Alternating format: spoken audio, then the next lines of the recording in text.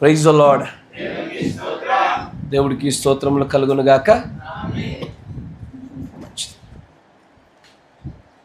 ప్రభు అయినటువంటి యేసుక్రీస్తు నామంలో కూడి వచ్చిన మిమ్మల్ని అందరినీ దేవుడు దీవించును గాక. మీకు ప్రభు నామంలో వందనములు మరియు శుభములు తెలియజేస్తా ఉన్నాను. చాలా మంచి సంతోషము. నేను కొన్ని విషయాలలో కొంచెం బలంగా చెప్తాను. దయచేసి ఆ విషయంలో నా పైన మీరు కోపాన్ని కలిగి ఉండకండి. నన్ను మీరు సహించాలని నేను ఆశపడుతూ ఉన్నాను. ఎందుకంటే క్షమించబడేటువంటి కొన్ని విషయాలు ఉంటాయి. ఆ విషయాల్లో నేను మీ పట్ల సహనమును కలిగి ఉంటాను. మీరు మారినంత వరకు కూడా నేను నిజంగానే మిమ్మల్ని గురించి మధ్యవర్తితో ప్రార్థన చేస్తూ ఉంటాను. కానీ ఎందుకంటే ఇది శాపములు మరియు ఆశీర్వాదములు బయలు వెళ్ళే స్థలము కనుక ఇక్కడ మీ పిల్లలు దయచేసి శాపగ్రస్తులుగా వెళ్ళడాన్ని నేను ఇష్టపడలేదు. నా మాట జాగ్రత్తగా వినండి.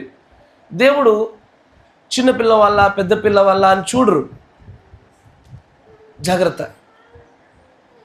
ఎలీషా ప్రవక్త విషయంలో బోడివాడ అన్నందుకు దేవుడు ఎలుగుబంటుల చేత ఆ పిల్లల్ని చంపేపించి నిజంగానే తన యొక్క ఉగ్రత ఎంత తీవ్రతరమైందో చూపించినటువంటి ఉదాహరణలు బైబిల్లో చూస్తాం మనం. ఇదిగో అలాంటి ఉగ్రతకి మీరు మీ పిల్లలు ఏ ఒక్కరు కూడా పాత్రులు కాకూడదన్నదే నా తాపత్రయం. అంతేగాని నేను మీ పైన ఎన్నడూ కూడా అధికారం నేను చూపను. మీ పైన నేను ఖచ్చితంగా కోపంతో కానీ లేకపోతే నా వ్యక్తిగతమైనటువంటి అభిప్రాయాలతో మీ పైన ఎన్నటికీ నేను మాట్లాడను. మీరు ప్రభు యొక్క జనాంగము, మీరు ప్రభు యొక్క ప్రజలన్నట్టుగా నేను మాట్లాడతాను. మిమ్మల్ని ఎలా వెళ్ళినా ప్రభు రక్తం కిందనే నేను చూస్తూ ఉంటాను. మీరు ప్రభు యుద్ధకు మీరు వెళ్ళున్నంత వరకు కూడా నేను ఇదే పద్ధతిని కొనసాగిస్తాను. అది ఖచ్చితంగా లేఖన సిద్ధాంతాలు, నేను దాన్ని ఖచ్చితంగా పాటిస్తూ ఉంటాను. అయినా కూడా కొన్నిసార్లు మీ దగ్గర నుంచి కనపరచబడేటువంటి కొన్ని విషయాలలో కొంచెం బలంగా గద్దించవలసి వస్తుంది. ఎందుకంటే తొందరగా దాని నుంచి మీరు దూరం జరగాల. కాబట్టి ఆ విషయంలో మీరు నన్ను సహించండి, భరించండి. దానివలన ఒక రోజున మీరు ఖచ్చితంగా నాకు థ్యాంక్స్ చెప్తారు. ఒక రోజున ఆ రోజున థ్యాంక్స్ చెప్తారు. ఈ రోజున జరిగే విందేమో కానీ ఆ రోజున జరిగే విందులో మాత్రం నా పక్కన కూర్చొని ఇవన్నీ చెప్తారు నాకు. ఆ రోజున బ్రదర్, ఆ రోజు మీరు మమ్మల్ని తిడతా ఉంటే ఏదో అనుకున్నాము, కానీ అయ్యా మీరు గద్దించుట మాకు మేలు జరిగిందంటారు మీరు ఆ రోజున. అప్పుడు మేము ఖచ్చితంగా మిమ్మల్ని తిట్టుకున్నాం బ్రదర్ అని మీరు చెప్తారు కూడా. ఎందుకంటే ఇప్పుడు తిట్టుకుంటున్నారు కాబట్టి. Praise the lord, praise the lord. దేవుడికి స్తోత్రములు కలుగునుగాక. ముందున్న పిల్లలను దయచేసి సాయంకాలము నైవేద్యం వలె వారి చేతులు ఎత్తి వారు స్తుతించలాగున మీరు వారికి నేర్పించండి. ఆమేన్. నేర్పించుట కొంచెం ప్రయాసంతో కూడుకున్నది. వెంటనే రావు, వెంటనే కలగవు. ఓపికతో నేర్పించండి. ఇప్పుడు నేడు చాలామంది పెద్ద పిల్లలైపోయి యవ్వనస్తులుగా ఉన్నవారు భక్తిలో అంత బలంగా లేకుండా ఉన్న పరిస్థితిని గమనిస్తూ ఉన్నాను. దానికి గల కారణం ఏంటంటే చిన్నప్పుడు బాల్యస్థితిలో సరైనటువంటి పునాదులు పడలేదయ్యా. వారు నడవవలసిన త్రోవల్ని సరిగ్గా నేర్పించలేకపోయాము. ఎందుకంటే ఆ సమయంలో ఏది విత్తామో ఇప్పుడు నేడు మనం వాటిని కోస్తూ వస్తున్నాము. కానీ ఇప్పుడు సరిగ్గా విత్తుదాం. ఒక రోజున సరి అయిన ఫలములు కోయినట్లుగా ఇప్పుడు సరి అయినటువంటి విత్తనాలు విత్తుతూ ఉందాము. సరి అయిన ఫలాల్ని ఆశించి కోద్దాం కూడా. ఆమేన్. మంచిది. చదవబడిన లేఖన భాగాన్ని ఒకసారి గమనించుదాం. రోమీలకు రాసినటువంటి పత్రిక 5వ అధ్యాయము 1వ వచనం నుంచి గమనించుదాం. కాబట్టి విశ్వాసం మూలమున మనము నీతిమంతులుగా తీర్చబడి మన ప్రభు అయిన యేసుక్రీస్తు ద్వారా దేవునితో సమాధానము కలిగి ఉందము. మరియు ఆయన ద్వారా మనము విశ్వాసము వలన ఈ కృపయందు ప్రవేశము గలవారమై అందులో నిలిచి ఉండి దేవుని మహిమను గూర్చిన నిరీక్షణను బట్టి అతిశయపడుచున్నాము. అంతేకాదు శ్రమ ఓర్పును, ఓర్పు పరీక్షను, పరీక్ష నిరీక్షణను కలగజేయునని ఎరిగి శ్రమల యందును అతిశయపడుదుము. ఎందుకనగా ఈ నిరీక్షణ మనలను సిగ్గుపరచదు. మనకు అనుగ్రహింపబడిన పరిశుద్ధాత్మ ద్వారా దేవుని ప్రేమ మన హృదయములలో కుమ్మరింపబడి ఉన్నది. ఎలయనగా మనం ఇంకా బలహీనులమై ఉండగా క్రీస్తు యుక్త కాలమున భక్తిహీనుల కొరకు చనిపోయెను. నీతిమంతుని కొరకు సైతము ఒకడు చనిపోవుట అరుదు, మంచివాని కొరకు ఎవడైనా ఒకవేళ తెగింపవచ్చు. మీరు గమనించండి, నేను అగాపే ప్రేమ, దైవికమైన ప్రేమ అనే వర్తమానాన్ని మనం ముందు కొనసాగిస్తూ ఉన్నాం. గత కొంతకాలముగా దేవుని యొక్క ప్రేమ, దైవికమైన ప్రేమ అంటే ఏంటో చూస్తున్నాం. ఇక్కడ ఒక మాట చాలా అద్భుతంగా మాట్లాడినట్టు చూసారా? నీతిమంతుని కొరకు ఎవడైనా సరే చనిపోవడానికి తెగింపవచ్చు. ఒక మంచివాని కొరకు ప్రాణం పెట్టడంలో పెద్ద విశేషమేమీ లేదు, అంతేనా? ఒక పెద్ద అధికారంలో ఉన్న ఒక రాజకీయ నాయకుని చూడండి, ఒక సీఎం అవ్వచ్చు, పిఎం అవ్వచ్చు, వాడిని కాపాడడం కోసము ఒక 10 మంది సైనికులు చనిపోయినా కూడా పెద్దగా లెక్క చేయరు. ఎందుకంటే వాడు చాలా ప్రాముఖ్యమైనటువంటి వ్యక్తి కనుక, అవసరమై ఉన్నవాడు కనుక, విలువ కలిగిన వాడు కనుక అతని కోసం ఎంతమంది చనిపోయినా పెద్దగా లెక్క చేయరు. అన్నమాట జాగ్రత్తగా వినండి. ఒక రాజ్యంలో ఒక్క రాజుని కాపాడడం కొరకు సంపూర్ణ సైన్య సమూహం అంతా చనిపోవడానికి సిద్ధపడుతుంది. వాడికంటూ ఒక భాగస్వామి, ఒక భార్య, పిల్లలు ఎంతమంది ఉన్నప్పటికీ కూడా ఆ ఒక్క రాజుని కాపాడడం కోసము సైన్యం అంతా చనిపోవడానికి సిద్ధపడుతుంది. కానీ ఒక్క సైనికుని కాపాడడం కోసం ఒకవేళ రాజు చనిపోతే అది వినడానికి ఆశ్చర్యము, వింత. అలాగే ఎక్కడ జరగదు, కానీ సృష్టిలో అలాంటి కార్యం చోటు చేసుకుందయ్యా. అది ప్రభువుని యేసుక్రీస్తు వారు చేశారు. ఒక సాధారణమైన మానవుడవు నువ్వు. ఒక పాట ఉంటుంది తెలుసా మీకు? మంచి నాలో పుట్టదని ఎరిగి ఎట్టా నన్ను ప్రేమించావయ్యా అంటాడు ఆయన. యేసు నన్ను ప్రేమించినావు అనే పాటలో పాడుతూ అసలు ఏ మంచి నాలో ఎరగదని తెలిసి, ఇది రోమాలో 7వ అధ్యాయంలో పౌలు గారు అంటారు, నా దేహమునందు ఏ మంచి కూడా కనపడదని నీకు తెలుసు, ఏ మంచి ఉత్పత్తి అవదని నీకు తెలుసు, అయినా సరే నా కోసము నీవు మరణించావు చూడు, అది దైవికమైన ప్రేమ. నీవు ఒకవేళ బాగా కనబడుతున్నావు అనుకోండి, నీ నుంచి మంచి ఉత్పత్తి అవుతుందని, నువ్వు మంచివాడు అవుతావని, మంచి క్రైస్తవులుగా మార్చబడతావని, దేవుడి పేరు నిలబెడతావని తెలిసి నిన్ను ఆయన పట్టుకుని నిన్ను ప్రేమించడం లేదు. నా మాట వింటున్నారా?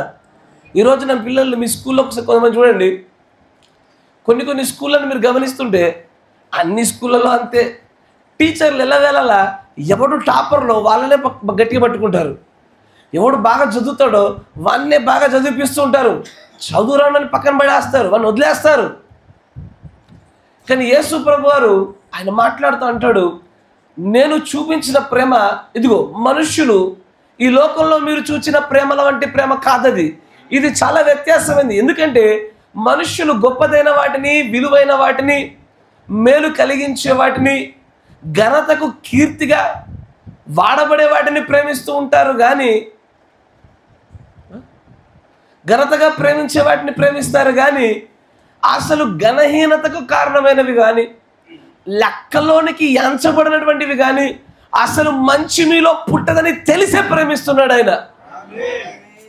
అందుకే ఆ మాట అంటాడు చూడండి, 7వ వచనము, నీతిమంతుని కొరకు సైతం ఒకడు చనిపోవుట అరుదు, మంచివాని కొరకు ఎవడైనా ఒకవేళ చనిపోవా తెగింపవచ్చును. కానీ అక్కడ ఒక పదం వాడాడు అద్భుతంగా. నా మాట చూడండి ఒకసారి, మంచివాని కొరకు చనిపోవుట తెగింపవచ్చు. లేదు మంచిగా చూడండి, 2 రకాల ప్రజలు వాడుతున్నాడు. ఒకటి మంచివాడు, మరి ఒకడు నీతిమంతుడు. ఆ పదాలను చూడండి మీరు. నేను అందుకే ఈ విషయాన్ని మరలా చూపించాను మీకు. ప్రకటన గ్రంథం 22వ అధ్యాయంలో 4 వర్గాల ప్రజల గురించి మాట్లాడుతూ ఆయన పరిశుద్ధుల వర్గము, నీతిమంతుల వర్గము, మరియు వేషధారుల వర్గము, అవిశ్వాసుల వర్గాన్ని చూపిస్తూ ఉంటాడు ఆయన.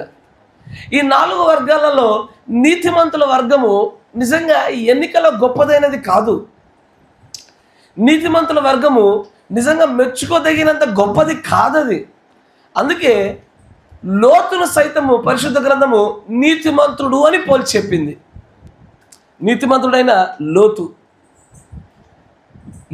నీతిమంతుడని పిలవడానికి గల కారణంలో అతను చేసినటువంటి తన కుటుంబంలోనే తాను చేసిన తప్పిదాన్ని సైతము లెక్కలోకి పరిగణలోకి తీసుకునే నీతిమంతుడు అన్నది. అంటే నీతిమంతుడు తప్పిదాలు చేస్తాడన్నట్టేగా. నీతిమంతుడు తప్పిదాలు చేస్తాడా? ఖచ్చితంగా చేస్తాడు. మంచివాడు చేయకపోవచ్చు. మంచివాడికి ఏ దోషము ఏ నేరారోపణ చేయకుండా ఉండే ఒక వ్యక్తి కోసము ఎవడైనా చనిపోతాడయ్యా, సాధారణమే. కానీ మరలా మరలా మరలా పడిపోయి, ప్రభా ఇదిగో ఈ క్షణం నుంచి నేను పడిపోకుండా నేను నిలబడతానయ్యా, ఈ క్షణం నుంచి నేను జారిపోకుండా నన్ను నేను కాపాడుకుంటానయ్యా, ఏ ప్రభురాత్రి భోజనంలో చేయి వేయటం వలన పవిత్రత పొందుకున్నానో ఈ పవిత్రత నేను కాపాడుకుంటానయ్యా అని దేవుడి దగ్గర వాగ్దానం చేసి, ప్రభు దగ్గర మరలా పడిపోను అని నేను ఇకపైన సంఘానికి ఖచ్చితంగా నేను ఆయన సన్నిధిలో ఉంటానని వాగ్దానం చేసి మరలా మరలా మరలా నువ్వు తప్పిపోతావన్న సంగతి నీకు తెలియక ముందే ఆయనకు తెలుసు. ఇప్పుడు ఈ రోజున నేను అడుగుతాను మిమ్మల్ని, రాబోయే వారంలో పాపం చేస్తారా? రాబోయే 10 దినాల్లో మీరు పాపం చేస్తారా? రాబోయే 4 రోజుల్లో పాపం చేస్తారా? ఈ రోజు చివరి లోపల పాపం చేస్తారా? తెలీదు. చేయకుండా ఉండే ప్రయత్నం చేస్తానంటారు కానీ చెయ్యనని గట్టిగా చెప్పలేరు. కానీ ఏ గడిలో ఎప్పుడు ఏ విధంగా నువ్వు పడిపోబోతున్నావో మరలా తిరిగి లేవబోతున్నావో నీ తండ్రికి తెలుసయ్యా. అంతేనా అయ్యా? పడిపోతాడని తెలిసి ఎవడైనా అలాంటి వ్యక్తికి అవకాశాన్ని ఇస్తాడా? వీడికి బండిస్తే ఖచ్చితంగా దేనికో దాన్ని గుద్దుతాడని తెలుసు నాకు, అయినా బండిస్తావా? ఈ అమ్మగారికి వంటిస్తే ఖచ్చితంగా పాడు చేస్తానని తెలుసు, అయినా వంటిస్తావా?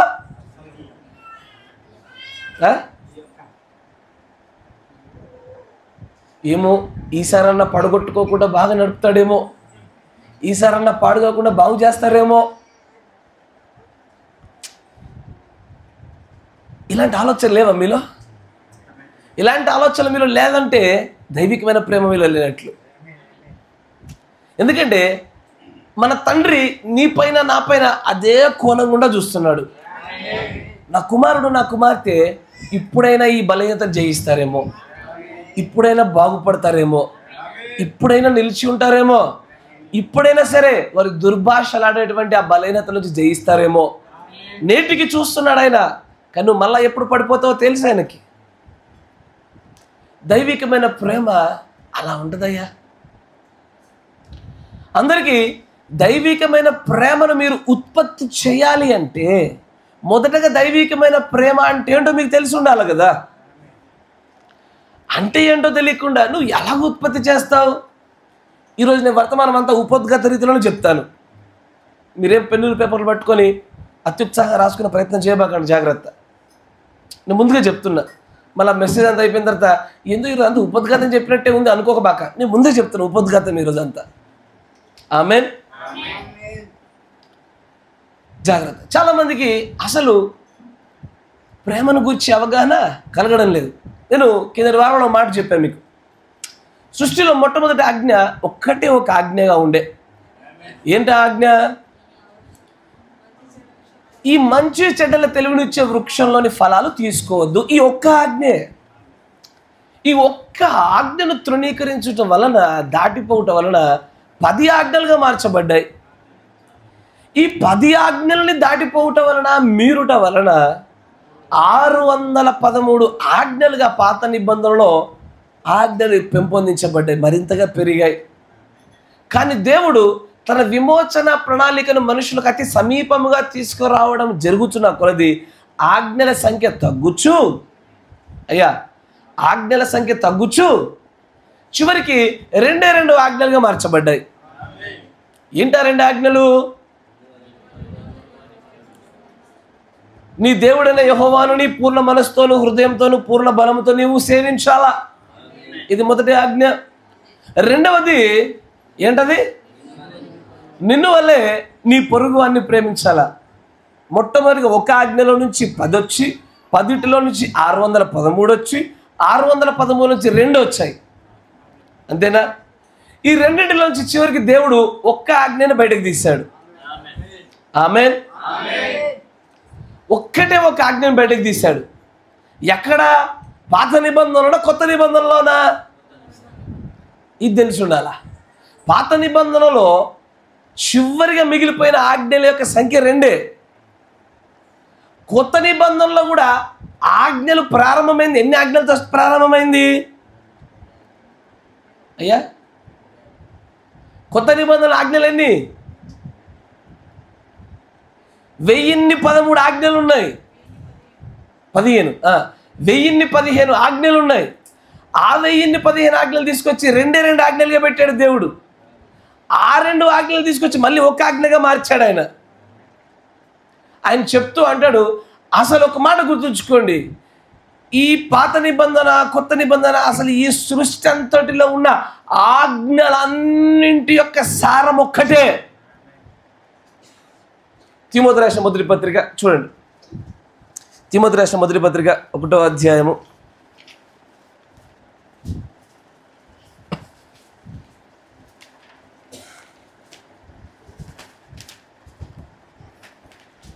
'తిమోతికి రాసినటువంటి మొదటి పత్రిక 1వ అధ్యాయం 5వ వచనం చూడండి. 5వ వచనం. ఉపదేశ సారమేదనగా. ఒక నిమిషం అక్కడ ఆగండి, ఎందుకంటే తెలుగులో ఉంటే మీకు సరిగా అర్థం కాదు. ఇంగ్లీష్ బైబిల్లో ఒక్కసారి దాన్ని చదువునా అయ్యా. నా మాట వినండి, ఎందుకంటే చాలామంది ఈ ఆజ్ఞలు చిన్న వచ్చాయి, దీంట్లో చిన్న వచ్చాయి, దీంట్లో చిన్న వచ్చాయంటే ఇది ఎక్కడుంది బైబిల్లో అనుకుంటారు. ఎందుకంటే క్రైస్తవులతో నేడు ఏది చెప్పిన సమస్యగానే మారుతూ ఉంది. అక్కడ చూడండి ఏమన్నాడు? ఎండ్ ఆఫ్ ది కమాండ్మెంట్ అంటే ఆజ్ఞల యొక్క చివరి అంతము, ఎండింగ్, దాని ముగింపు. ఆజ్ఞలకు ప్రారంభాలు ఉంటాయి, ఆజ్ఞలకు చివరి ముగింపులు ఉంటాయి. కమాండ్మెంట్ ఆజ్ఞ యొక్క చిట్ట చివరి అంతము, చిట్ట చివరి క్లైమాక్స్, చిట్ట చివరి భాగం ఏంటో తెలుసా? చారిటీ, ప్రేమ. ఏంటది? నా మాట వింటున్నారా? సమస్త ఆజ్ఞల వెనకాల ఉన్నటువంటి చివరి సారము. నువ్వు ఏ ఆజ్ఞలను తీసుకొచ్చి పిండి పిండి పిండి పిసుకు, దాంట్లోంచి ప్రేమ అన్న చుక్కే రావాలా. Every commandment. ఒక సంఘ క్రమం పెడుతున్నామా, అది ప్రేమను ఉత్పత్తి చేసే క్రమమై ఉండాలా.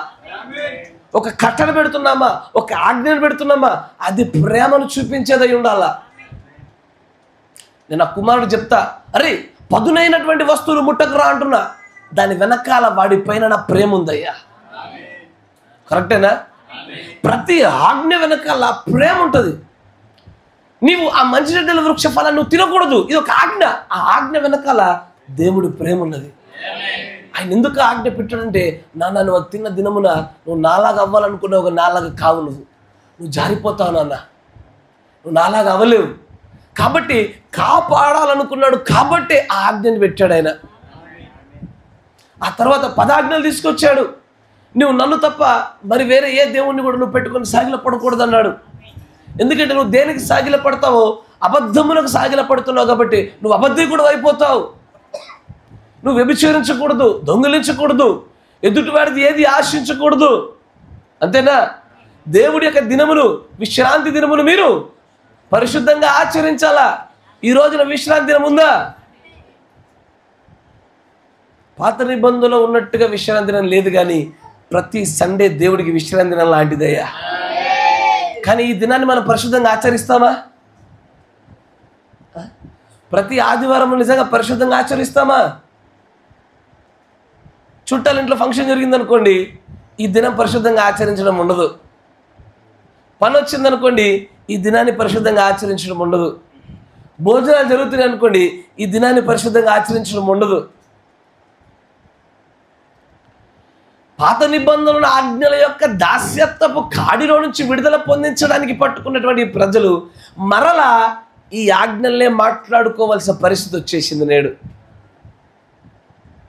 నేడు మన కొరకు ఏం చెప్తాం చెప్పండి. ఇప్పుడు ప్రతి ఒక్కరు ఈ దినాన్ని పరిశుద్ధంగా ఆచరిస్తున్నారు అనుకోండి, ఈ దినాన్ని పరిశుద్ధంగా ఆచరించండి అని ఒక ఆజ్ఞను మరలా కట్టడం చెప్పవలసిన అవసరం ఉండకపోయేది.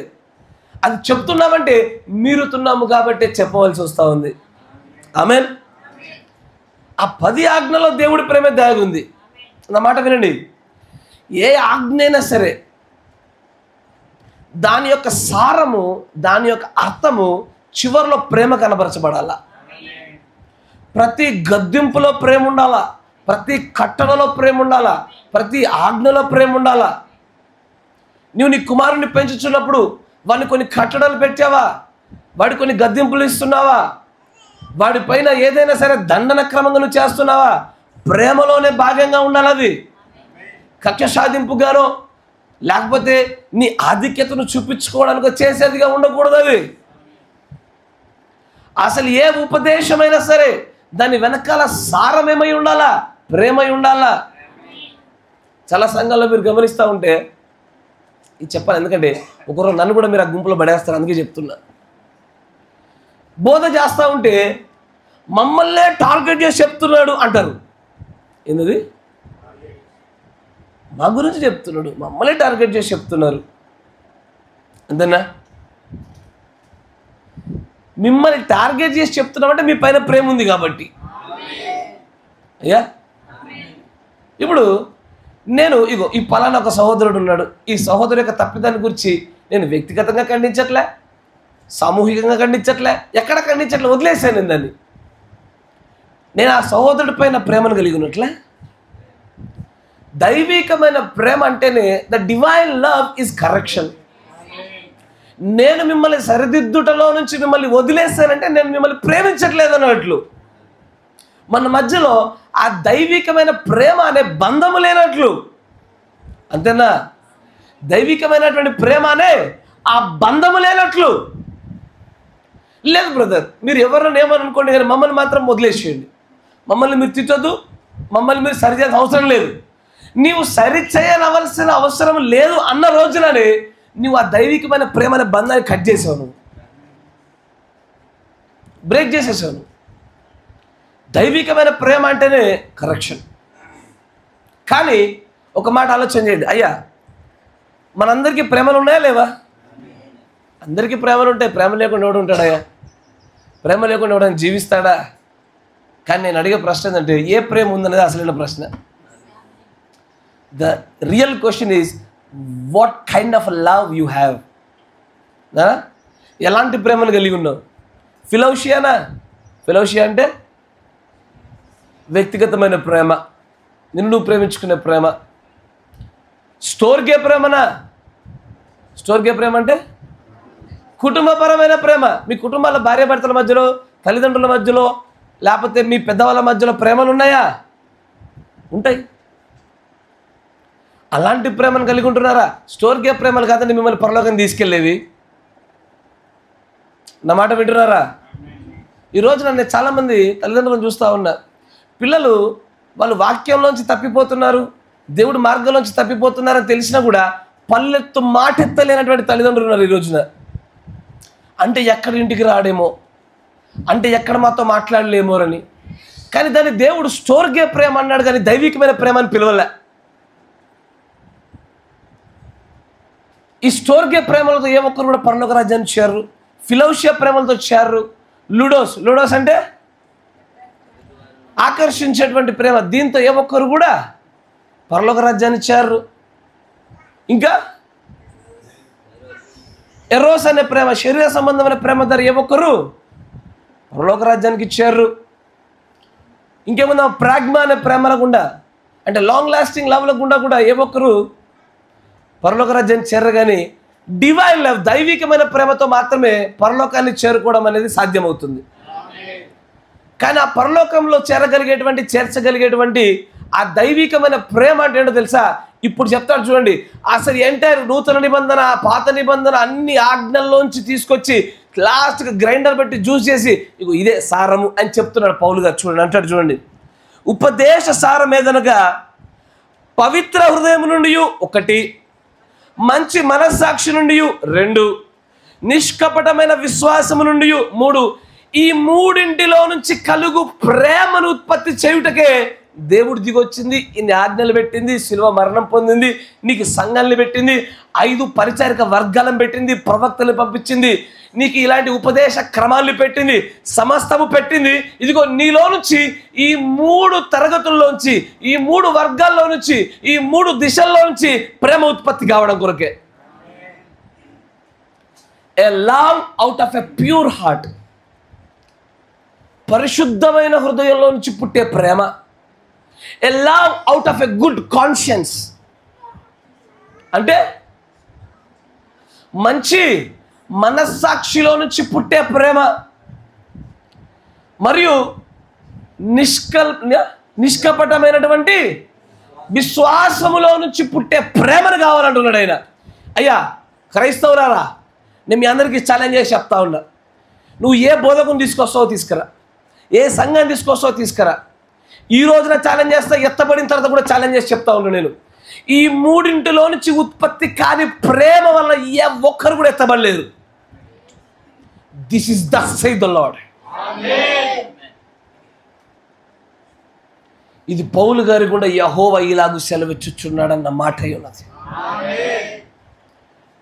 ప్రేమ ఈ మూడింటి నుంచి రావాలా. చాలామందికి ప్యూర్ హార్ట్, పరిశుద్ధ హృదయమే లేదు. ఫస్ట్ ఆఫ్ ఆల్ ఆ పరిశుద్ధ హృదయంలోంచి కలిగే ప్రేమ రావాలా. నిజంగానే ఒక నిష్కపటమైన విశ్వాసంలో నుంచి, మంచి మనస్సాక్షిలో నుంచి కలిగే ప్రేమ రావాలా. ఈ మూడింటిలో నుంచి కలిగే ప్రేమే నిజమైన ప్రేమ. కానీ భార్య భర్తలు కలిగించి ఒకరిపైన ఒకరు కలిగి ఉండే ప్రేమ కానీ, నీ పిల్లలపైన నువ్వు కలిగి ఉండే ప్రేమ కానీ, లేకపోతే నీకు ఎవడో మేలు చేస్తున్నాడని చెప్పి వాడిపైన కలిగి ఉండే ప్రేమ కానీ. జనాలు అంటారు చూసా, తాగుబోతుల ప్రేమ ఎట్లుంటుంది, తాగుమామా నువ్వు తాగపోతే నేను తాగండిరా, ఈ పనికి వల్ల ప్రేమలు కానీ. తినడప్పుడు తినండి బ్రదర్, తినండి తినండి, 10 స్పూన్లే, నీ పనికి మళ్ళీ ఈ ప్రేమలు కాదు నేను తీసుకెళ్ళే పరలోక రాజ్యానికి. ఇలాంటి ప్రేమలు కాదు మిమ్మల్ని తీసుకెళ్ళే. రండి బ్రదర్, వస్తే మా ఇంటికి వచ్చి భోజనం చేసిపోండి. తినటం వల్ల ఒకడికి ఎక్కువైంది లేదు, తక్కువైంది లేదు. ప్రేమ అనేటువంటిది యేసుక్రీస్తు వారి యొక్క శిలువ మరణం పొందబడడం గల కారణం కూడా ఒకటే. నీలో నుంచి ఈ 3 దిశలలో నుంచి ప్రేమ ఉత్పత్తి కావడమే అనేక ఉద్దేశం. నా మాట వింటున్నారా? Love is correction. ప్రేమ సరిచేసేది, సరిదిద్దేది. మిమ్మల్ని సరిదిద్దకుండా ఒక కాపరి మాట్లాడినా, మిమ్మల్ని సరిదిద్దకుండా మీ తల్లిదండ్రులు ఉన్నా, మిమ్మల్ని వారు ప్రేమించట్లేదు దైవికమైన ప్రేమ చేత. మిమ్మల్ని వారు నరకంలో వేయడానికే సిద్ధపడతా ఉన్నారు, ఇష్టపడతా ఉన్నారు. ఒక మాట చెప్పండి అయ్యా, దేవాలయంలో రూకలు మారుస్తున్నప్పుడు యేసుప్రభువు వచ్చి బల్లలు ఎగిరేశారు. ఈ దైవికమైన ప్రేమలో భాగమేనా? తప్పు చేస్తున్నప్పుడు నక్కలారా సర్పసంతానమా తిట్టాడు ఆయన, దైవికమైన ప్రేమలో భాగమేనా? అంతేనా? తప్పు చేస్తున్నావు ఎక్కడ పడక గడ్డి చేస్తా ఉన్నాడు ఆయన. కేఫాన పడుతున్నవాడు పేతురు అనేటువంటి ఒక అపోస్తలుడు తప్పు చేస్తా ఉంటే అక్కడికి వచ్చినటువంటి అపోస్తలుడే పౌలు గారు గద్దించాడు. ఆ గద్దింపు దైవికమైన ప్రేమలో భాగమేనా?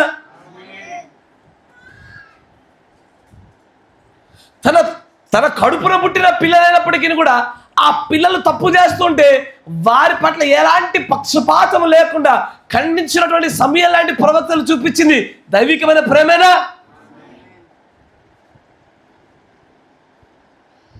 దైవికమైనటువంటి ప్రేమ అంటే ఏంటో, ఏది పెళ్లి చేసుకొని కొంత సంపాదిస్తూ కుటుంబ పోషణ చూసుకోవడం మాత్రమే దైవికమైన ప్రేమ అనుకునేటువంటి అలాంటి చిన్న సంకుచితమైన ఆలోచన నుంచి నేడు క్రైస్తవ్యం బయటకు రావాలా.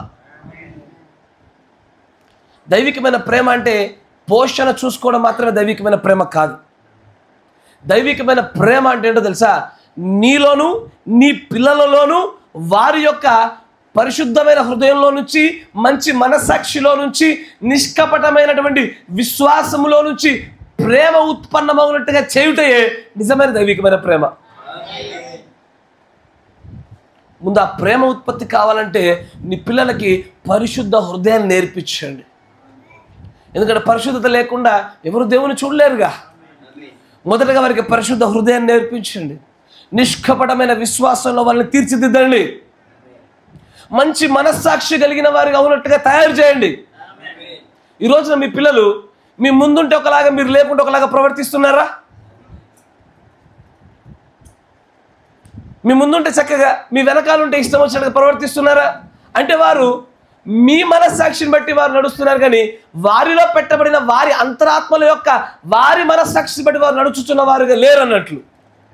ఒకడు తన మనస్సాక్షిని బట్టి వాడు నడుస్తున్నాడంటే దాని అర్థమేంటో తెలుసా? వాడు ఎక్కడున్నా సరే దేవుడు చూస్తున్నాడన్న భయంలో అన్ని చోట్ల ఒకే విధంగా నడుస్తాడు. వాడు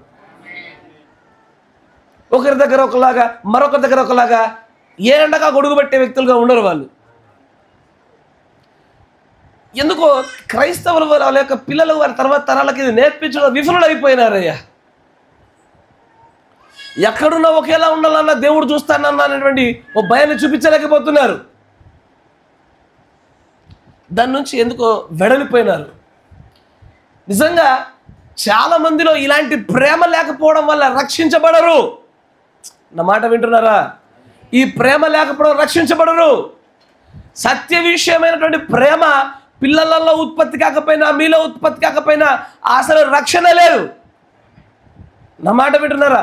రక్షణ అనగానే ఈరోజు వర్తమానాలు చదివి 4 గంటలు ప్రార్థన చేసుకొని గొప్ప భక్తిపరులమైనటువంటి దయచేసి ఇలాంటి ట్యాగులు వేసుకోబాకండి. మీకు లేఖనం చూపిస్తాను చూడండి. తెస్సలోనికీయులకు రాసిన పత్రిక 2 తెస్సలోనికీయులకు రాసిన 2వ పత్రిక 2వ అధ్యాయము 9వ వచనం.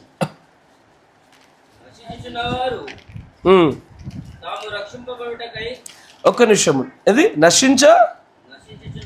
నశించుచున్నవారు తాము రక్షించబడుటకై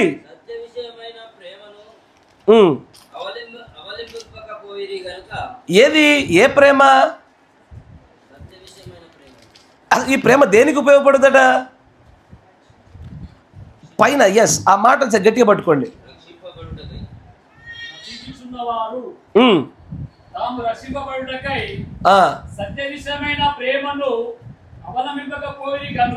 ఒక్క నిమిషం ఆలోచించి. సత్య విషయమైన ప్రేమ ఎవరిలోనైతే ఉండదో వారు రక్షించబడుట అసాధ్యం. ఆ లేఖనాన్ని మీరు 100 రూపాయల్లో చదవండి, మీకు అదే అర్థం రావాలి. మీరు రక్షించబడాలి అంటేనే సత్య విషయమైన ప్రేమ మీలో ఖచ్చితంగా కనపరచబడాలా. ఈ ప్రేమ లేకుండా మీరు రక్షించబడుట అంటే దాని అర్థము ప్రభువైన యేసుక్రీస్తు నామములో నీళ్ళలో మీరు మునిగి లేచి బాప్తిసం పొందుకుంటే మాకు రక్షణ కలిగింది అనుకోబాకండి. రక్షణ వేరు, బాప్తిస్మం వేరు. నా మాట వింటున్నారా? రక్షణ బాప్తిసం రెండు ఒకటేనా?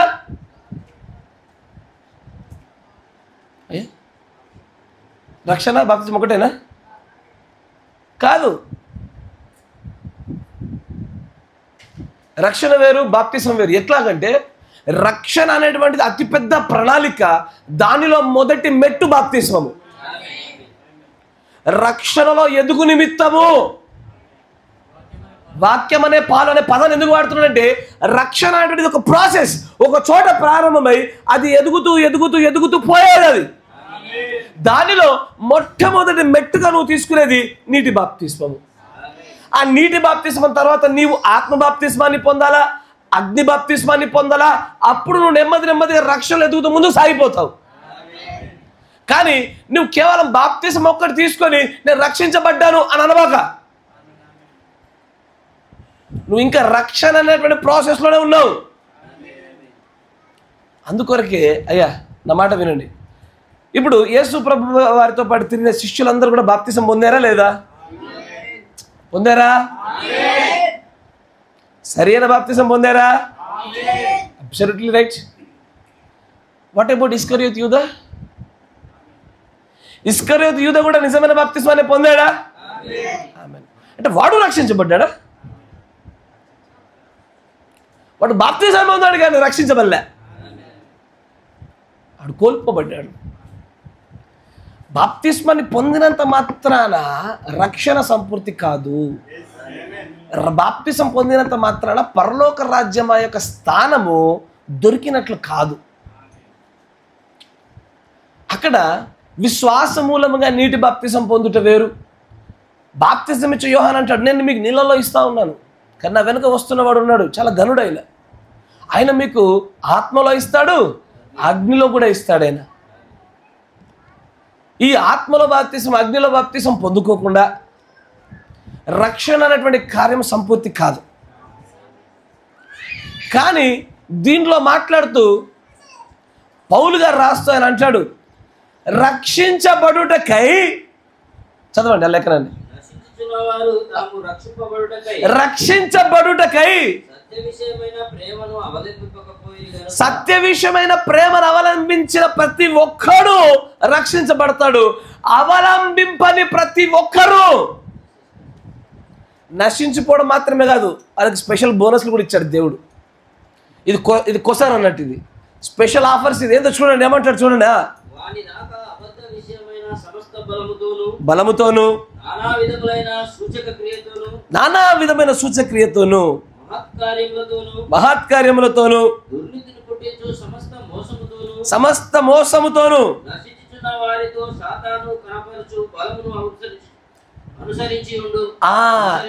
నా మాట వినండి. మీరు నీటి బాప్తిసాన్ని పొందుకున్నారు లేదా నాకు అనవసరం, ఐ డోంట్ కేర్.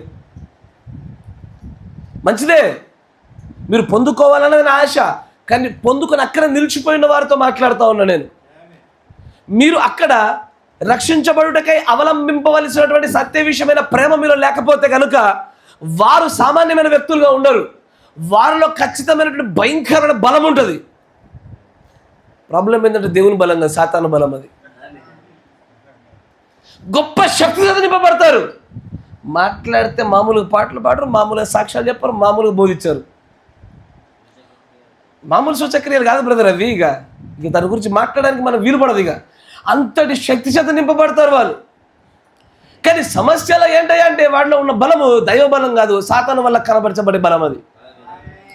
ఎందుకంటే వారిలో అసలు ఒక మనిషి రక్షించబడడానికి సత్య విషయమైనటువంటి ప్రేమ వారిలో ఖచ్చితంగా అవలంబింపాలి. అవలంబింపడం అంటే ఏంటిది? వినుట కాదు. అవలంబింపుట అంటే గ్రహించుట కాదు. అవలంబింపుట అంటే ఆచరించుట. అంతేనా? అయ్యా, దైవికమైన ప్రేమలకి మిగిలిన 6 రకాల ప్రేమలకి వ్యత్యాసాన్ని మీకు చూపించాను నేను మీకు. అంతేనా? దైవికమైన ప్రేమకి మిగిలిన 6 రకాల ప్రేమలకి వ్యత్యాసం ఏంటి అంటే, దైవికమైన ప్రేమ ఎదుటివాడు నిన్ను ప్రేమించకపోయినా ప్రేమిస్తావు. ఎదుటివాడు నిన్ను అసహించుకున్నా, వాడు నిన్ను తృణీకరించినా, నిన్ను ఎన్నిక చేయకపోయినా వాడిని ప్రేమిస్తూనే ఉంటావు. వాడు నీకు కీడు కలగజేసినా ప్రేమిస్తావు, నీకు నష్టాన్ని కలగజేసినా ప్రేమిస్తావు, నిన్ను ఎన్ని మాటలన్నా ప్రేమిస్తావు. ఇప్పుడు చెప్పండి, నీలో దైవికమైన ప్రేమ ఉందా? ఈ ప్రేమ అవలంబింపకపోతే నువ్వు రక్షించబడలేవు. ఈ ప్రేమ అవలంబింపని ఏ క్రైస్తవుడు పరలోక రాజ్యంలో ప్రభు యొక్క కుడి పార్శ్వంలో సింహాసనమైన కూర్చునే హక్కు నిజంగా వాడికి లేదు. ఆమేన్. నా మాట వింటున్నారా? నేడు సమస్య ఏంటో చెప్పనా? ఒక్క మాట నీకు విరోధంగా ఒక సహోదరుడు ఒక సహోదరు మాట్లాడింది అనుకోండి, ఇప్పుడు కాదు 30 ఏళ్ల కింద మాట్లాడి నేటి గుర్తుపెట్టుకుంటున్నారు ప్రజలు.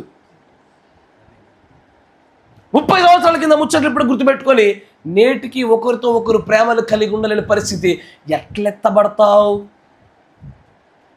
నేను మిమ్మల్ని స్ట్రేట్గా ప్రశ్నిస్తా ఉన్నా, క్రైస్తవులందరినీ, మీతో పాటు ఆన్లైన్లో కూడా ప్రశ్నిస్తూ ఉన్నా. ఒకడు నేను ఏదో అన్నాడని చెప్పేసి వాడితో దూరం జరిగాంగా, ఆ సహోదరు నేను బాధ పెట్టిందని దూరం జరిగేశాంగా. నువ్వు బాధ పెట్టినప్పుడు దేవుడు నిన్ను చాలాగా దూరం జరిగాడా? నువ్వు మాట తప్పినప్పుడు నిన్ను చాలా దూరం జరిగాడా? నువ్వు నిజంగా ఏ మాట తెచ్చావు దానిలోంచి చెరిపోయినప్పుడు కూడా దేవుడు నిన్ను దూరం జరిగాడా?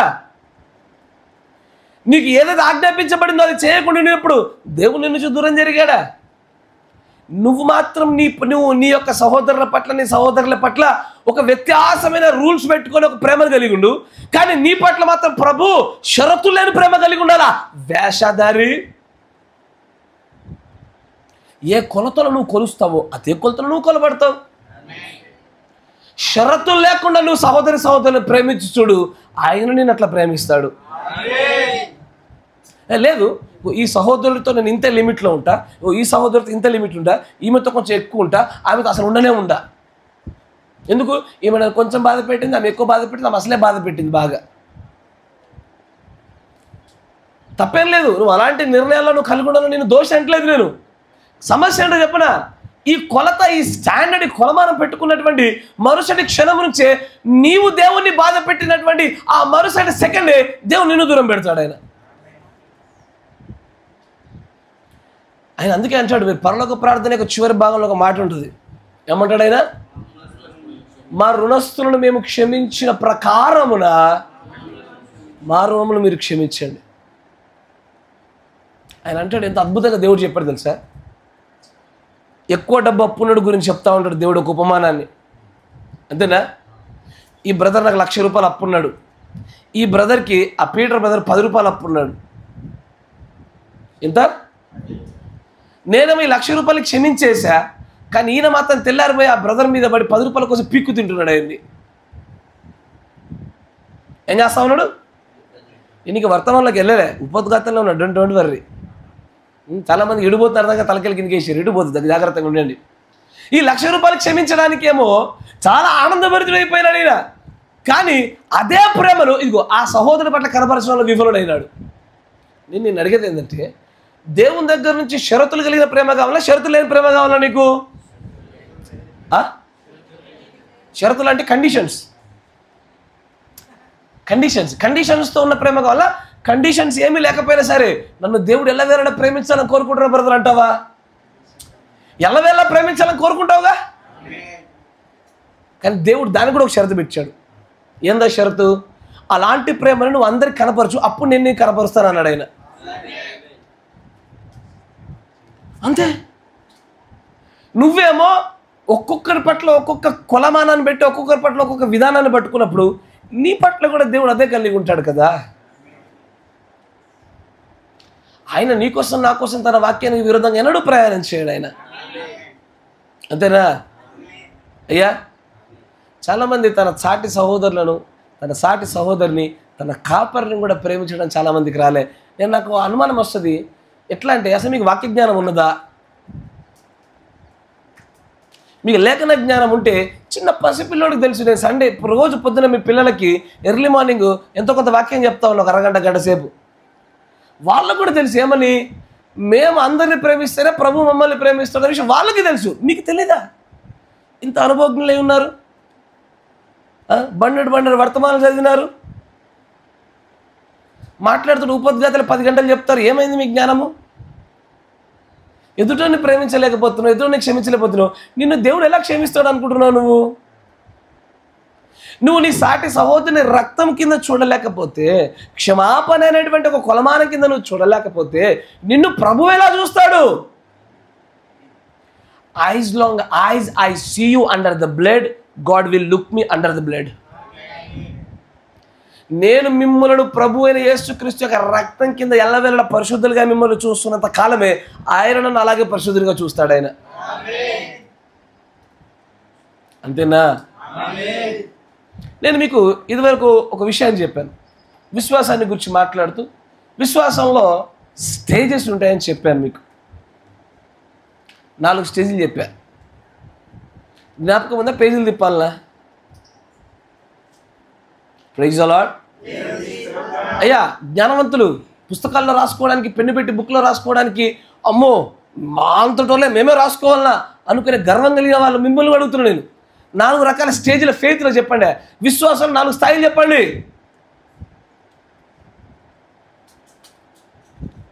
ఈ మాత్రం మర్చిపోయేదానికి ఆ రోజున నేను రాసుకోవడం ఏంది, ఈ బచ్చగాలు రాసుకుంటారు చిన్నపిల్లలు, మేము రాసుకోవడం ఏందని గర్వం మొదలు పెట్టినారుగా. Not every faith can take you to the rapture. ప్రతి ఒక్కరి విశ్వాసం ఎత్తబాటుకు తీసుకురాదు. కొంతమంది విశ్వాసాలు రక్షించబడటానికి సరిపోతాయి, కొంతమంది విశ్వాసాలు స్వస్థపరచబడటానికి సరిపోతాయి, కొంతమంది విశ్వాసాలు యేసుక్రీస్తే దేవుడని నమ్మడానికి సరిపోతాయి, కొంతమంది విశ్వాసాలు మాత్రమే ఎత్తబడుకు తీసుకెళ్తాయి. యేసే దేవుడని దయ్యములు కూడా నమ్ముచున్నవి. ఆ విశ్వాసము ప్రతి సంఘానికి ఉంది. క్రైస్తవ్యంలో ఉన్న నిజ సంఘాలకి, అబద్ధ సంఘాలకి, అన్ని సంఘాలకి ఆ మొదటి ఫస్ట్ లెవెల్ ఆఫ్ ఫెయిత్ అందరికీ ఉంటుంది. కరెక్టేనా? కానీ ఎత్తబాటు విశ్వాసానికి అది సరిపోదు. అది రక్షణను గురించి విశ్వాసం ఉంటుంది. ఏది? హెబ్రీ పత్రికలో 6వ అధ్యాయంలో ఉన్నటువంటి బాప్తిస్మమును గురించిన బోధ విన్న తర్వాత కలిగేటువంటి ఆ విశ్వాసమే రక్షణకు సంబంధించిన విశ్వాసం. అది ఈ రక్షణకు సంబంధించిన ఈ విశ్వాసము నిన్ను పరలోక రాజ్యానికి తీసుకెళ్ళదు. అందుకే ఎదురు ఒక మాట చెప్పా, today people are talking about the rapturing faith but they do not have the faith even to heal the toothache. వారి పంటి నొప్పిని కూడా బాగు చేసుకోగల విశ్వాసం లేని మనుషులు ఈ రోజున ఎత్తబాటు విశ్వాసాల గురించి మాట్లాడుతున్నారు. కరెక్టేనా? ఎస్, ఫెయిత్ అనే దాంట్లో కూడా ప్రజలు ఎదుగుతూ ఉండాలి. అట్ ద సేమ్ టైం అయ్యా ఈ దైవికమైన ప్రేమలో కూడా అలాంటి లెవెల్సే ఉంటాయి. నా మాట వింటున్నారా? దైవికమైన ప్రేమలో కూడా అలాంటి లెవెల్సే ఉంటాయి. నేను ఇదివరకు మీకు మాట చెప్పాను, ఏమని? కొరింథీయులో ఉన్న వాక్య ప్రకారంగా విశ్వాసము, నిరీక్షణ, ప్రేమ, ఈ మూడే శ్రేష్టమైనవి కదా. దాంట్లో ప్రేమ ఒక్కటే నిలుస్తుంది. చివరి వరకు ఎల్లవేళ నిలిచి ఉండేది ప్రేమ మాత్రమే నిలిచి ఉంటుంది. కానీ అసలు మొట్టమొదటి మెట్టైనటువంటి ఆ విశ్వాసం అనే స్థాయి రావాలన్నా కూడా, నా మాట జాగ్రత్తగా వినండి, ఆ విశ్వాసం అనే స్థాయి రావాలన్నా కూడా నీకు మొట్టమొదటిగా విశ్వాసం నేరుగా ఎప్పటికీ రాదు. నా మాట వింటున్నారా? విశ్వాసం అనేటువంటి మెట్టు ఎప్పుడు రాదు. నేను మీకు వర్తమానాన్ని చూపిస్తాను, గమనించండి, జాగ్రత్త.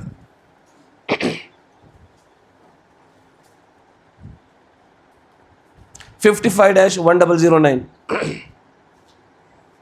కొంచెం వేగవంతంగా నాతో పాటు రండి. 55-1009 దాని 27 పేరా.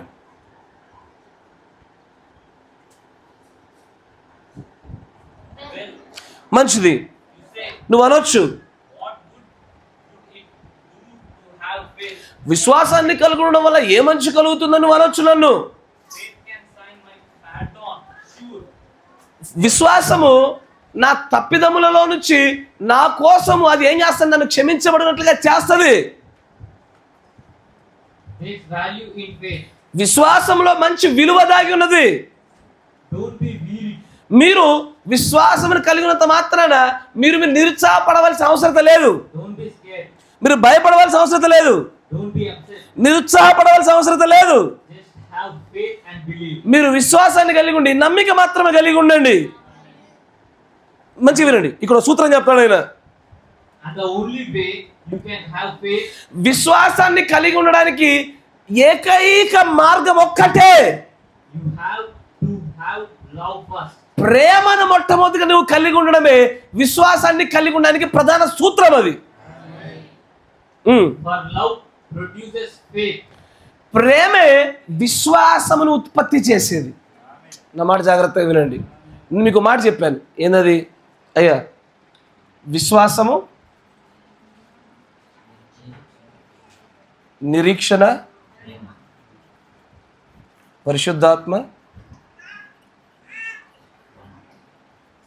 తర్వాత ప్రేమ. ఈ నిరీక్షణ ఎట్లా వస్తుంది? నిరీక్షణ ఎట్లా వస్తుంది? మొట్టమొదటిగా శ్రమ, ఓర్పు,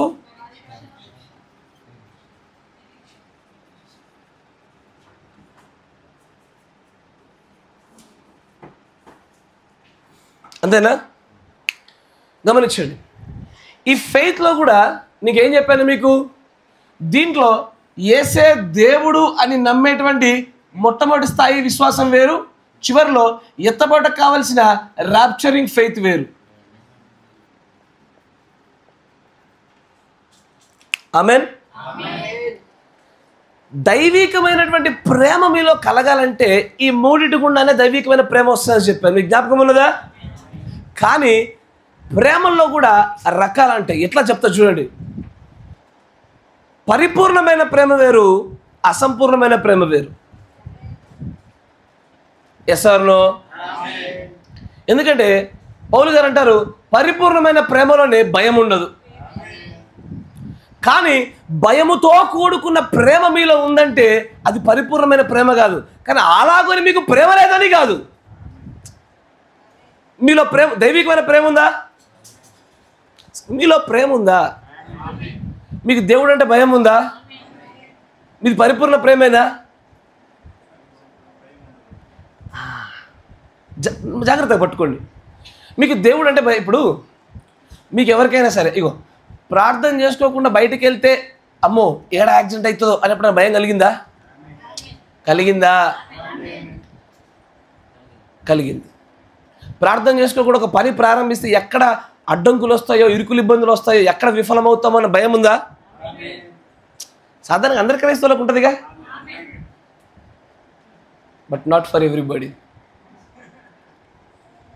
అంటే దాని అర్థం బ్రదర్ మమ్మల్ని నెక్స్ట్ టైం భయపడకుండా ప్రార్థన చేసుకోకుండా పో అంటున్నావా? కాదు కాదు కాదు. ఒక నిజమైన క్రైస్తవుడు ఎల్లప్పుడూ అన్ని ప్రార్థనతోనే చేస్తాడు, కానీ భయం మూలంగా చేయడు వాడు.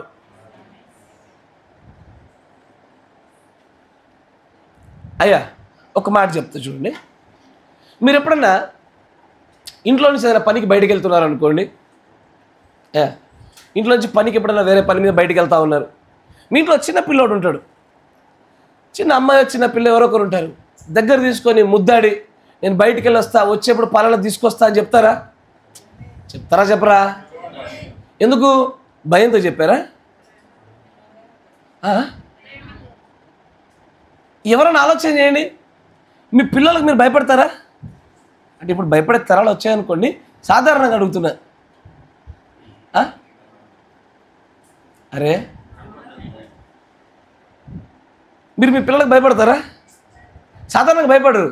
వారిపైన మీరు భయముతో కూడకుండానే, భయం లేకుండానే ప్రేమను కనపరుస్తున్నారు మీరు, అంతేనా? అయ్యా పురుషులు, మీరు ఇంట్లో మీ భార్య చెప్పకుండా బయటకు వెళ్తేప్పుడు భయపడతారా? దేవుడి సన్నిధి అయ్యా మంచిగా మాట్లాడుకోవాలి. అయ్యా మీరు చెప్పండి, నిజం చెప్పండి, యథార్థంగా మాట్లాడుకుందాం ఒకసారి. మీరు మీ భాగస్వామికి మీరు చెప్పకుండా బయటకు వెళ్తే మీరు భయపడతారా? 95% భయపడరు. ఇక భార్య బాధితులు నేనేం చేయలేను. ఇప్పుడు ఇటు అడుగుతా చూడండి, అమ్మ మీరు చెప్పండి రా తల్లి, మీ ఆయన గనక, మీ తండ్రి గనక చెప్పకుండా బయటకు వెళ్తే భయపడతారా? ఖచ్చితంగా భయపడతారు మీరు, అవునా? ఇది ఖచ్చితంగా జరిగి తీరుతుంది. కానీ పరిపూర్ణమైన ప్రేమలో భయం ఉండదే. పరిపూర్ణమైన ప్రేమలో భయం ఉండదు. అమ్మ తల్లి, నువ్వు బయటకు వెళ్తున్నప్పుడు కానీ, ఒక పని చేస్తున్నప్పుడు కానీ, నీ భాగస్వామి నిన్నేమని అంటాడేమో అన్న భయం చేత నువ్వు చెప్పెళ్తున్నావు చూసావా? You are forced to love him. నీవు ఆయనను ప్రేమించినట్లుగా నువ్వు బలవంతం చేయబడుతున్నావు. నా మాట జాగ్రత్తగా వినండి. నీకు వర్తమానం చూపిస్తా చూడండి.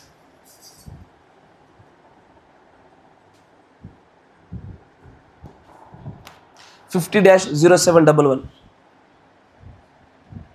50-0711 నాతో పాటు కొంచెం ఓపిక రండి, త్వరగా 48 పేరా.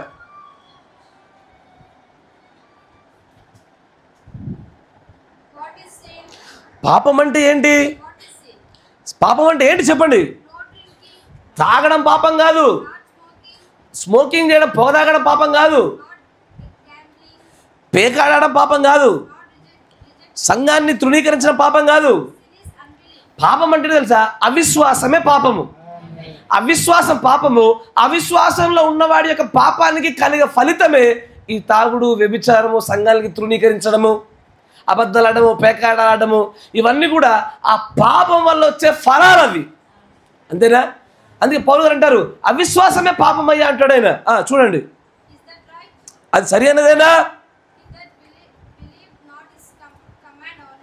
Condemned already. నమ్మని ప్రతి ఒక్కడు కూడా ఇదివరకే వాడు శిక్ష పొంది ఉన్నాడని నమ్ముచున్నాము. చూడండి,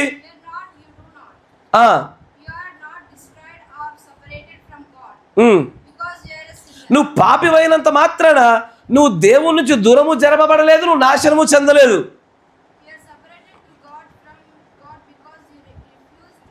నువ్వు దేవుడి నుంచి దూరంగా ఎందుకు పోబడినావో తెలుసా? ఎందుకంటే నువ్వు పాపివైనందున కాదు, నువ్వు దేవుడి నుంచి దూరం జరగడం గల కారణము నీ పాపము కాదు, కానీ నీవు దేవునితో పాటు కలిసి నడుచుటకు నీ అంతటగా నీవు సొంతంగా ఇష్టపడకపోవుటే నువ్వు దేవుడి నుంచి దూరం జరగడానికి ప్రధానమైన కారణం. నా మాట జాగ్రత్తగా వినండి. I'm making a very big point. అదేంటంటే, నా మాట మంచి వినండి. నువ్వు దేవుడి నుంచి దూరం జరగడానికి చాలామంది నా పాపమే నేను దేవుడి నుంచి దూరం జరగడం గల కారణం అనుకుంటారు. కాదు కాదు. దేవుడి నుంచి ఒక వ్యక్తి దూరం జరగడానికి గల కారణము పాపం అయి ఉంటే కనుక మీరు ఎవడయ్యా పాపం చేయనంత వరకు? అయినా దేవునితో ఎందుకు నిలబడి ఉన్నారు? మీరు పాపము చేస్తూ నిలబడగలిగినారా? అంటే దేవునితో పాటు ఒక వ్యక్తి నిలబడటకు గల కారణము, దూరం అవ్వడం గల కారణము పాపము పరిశుద్ధత కాదు, దేవునితో కలిసి నడవాలని వానంతటి వాడు స్వతంత్రంగా తీసుకున్నటువంటి విల్ఫుల్ డిసిజన్, స్వతంత్రమైన నిర్ణయమే. అంతేనా? తర్వాత చూడండి అంటాడు, ఆయన దయచేసిన మార్గంలో నడుచుటయే. You have got the death and life before you. మీ ముందు జీవము మరణము రెండు పెట్టబడ్డాయి. ఆదాము అవ్వల ముందు ఎలాగున మరణ వృక్షము జీవవృక్షం పెట్టబడ్డదో మీ ముందు కూడా జీవమును మరణము రెండు పెట్టబడ్డాయి. Every man's a free moral agent. అంటే ప్రతి మనుష్యుడు, మీరందరూ కూడా, ప్రతి ఒక్కరూ కూడా ఫ్రీ మోరల్ ఏజెంట్. అంటే నీవు మంచినైనా చెడునైనా ఎన్నుకోవడానికి నువ్వు సంపూర్ణంగా స్వాతంత్రుడు. మంచి చేయడానికి నీకు ఎంత హక్కు అధికారం ఉన్నదో చెడు చేయడానికి అంతే హక్కు అధికారం ఉన్నది. కానీ నేను చెడు ఎందుకు చేయనంటే నాకు మంచిలో నడుచుకుంటే నాకు ఇష్టము కనుక. I have chosen to walk in the light of God.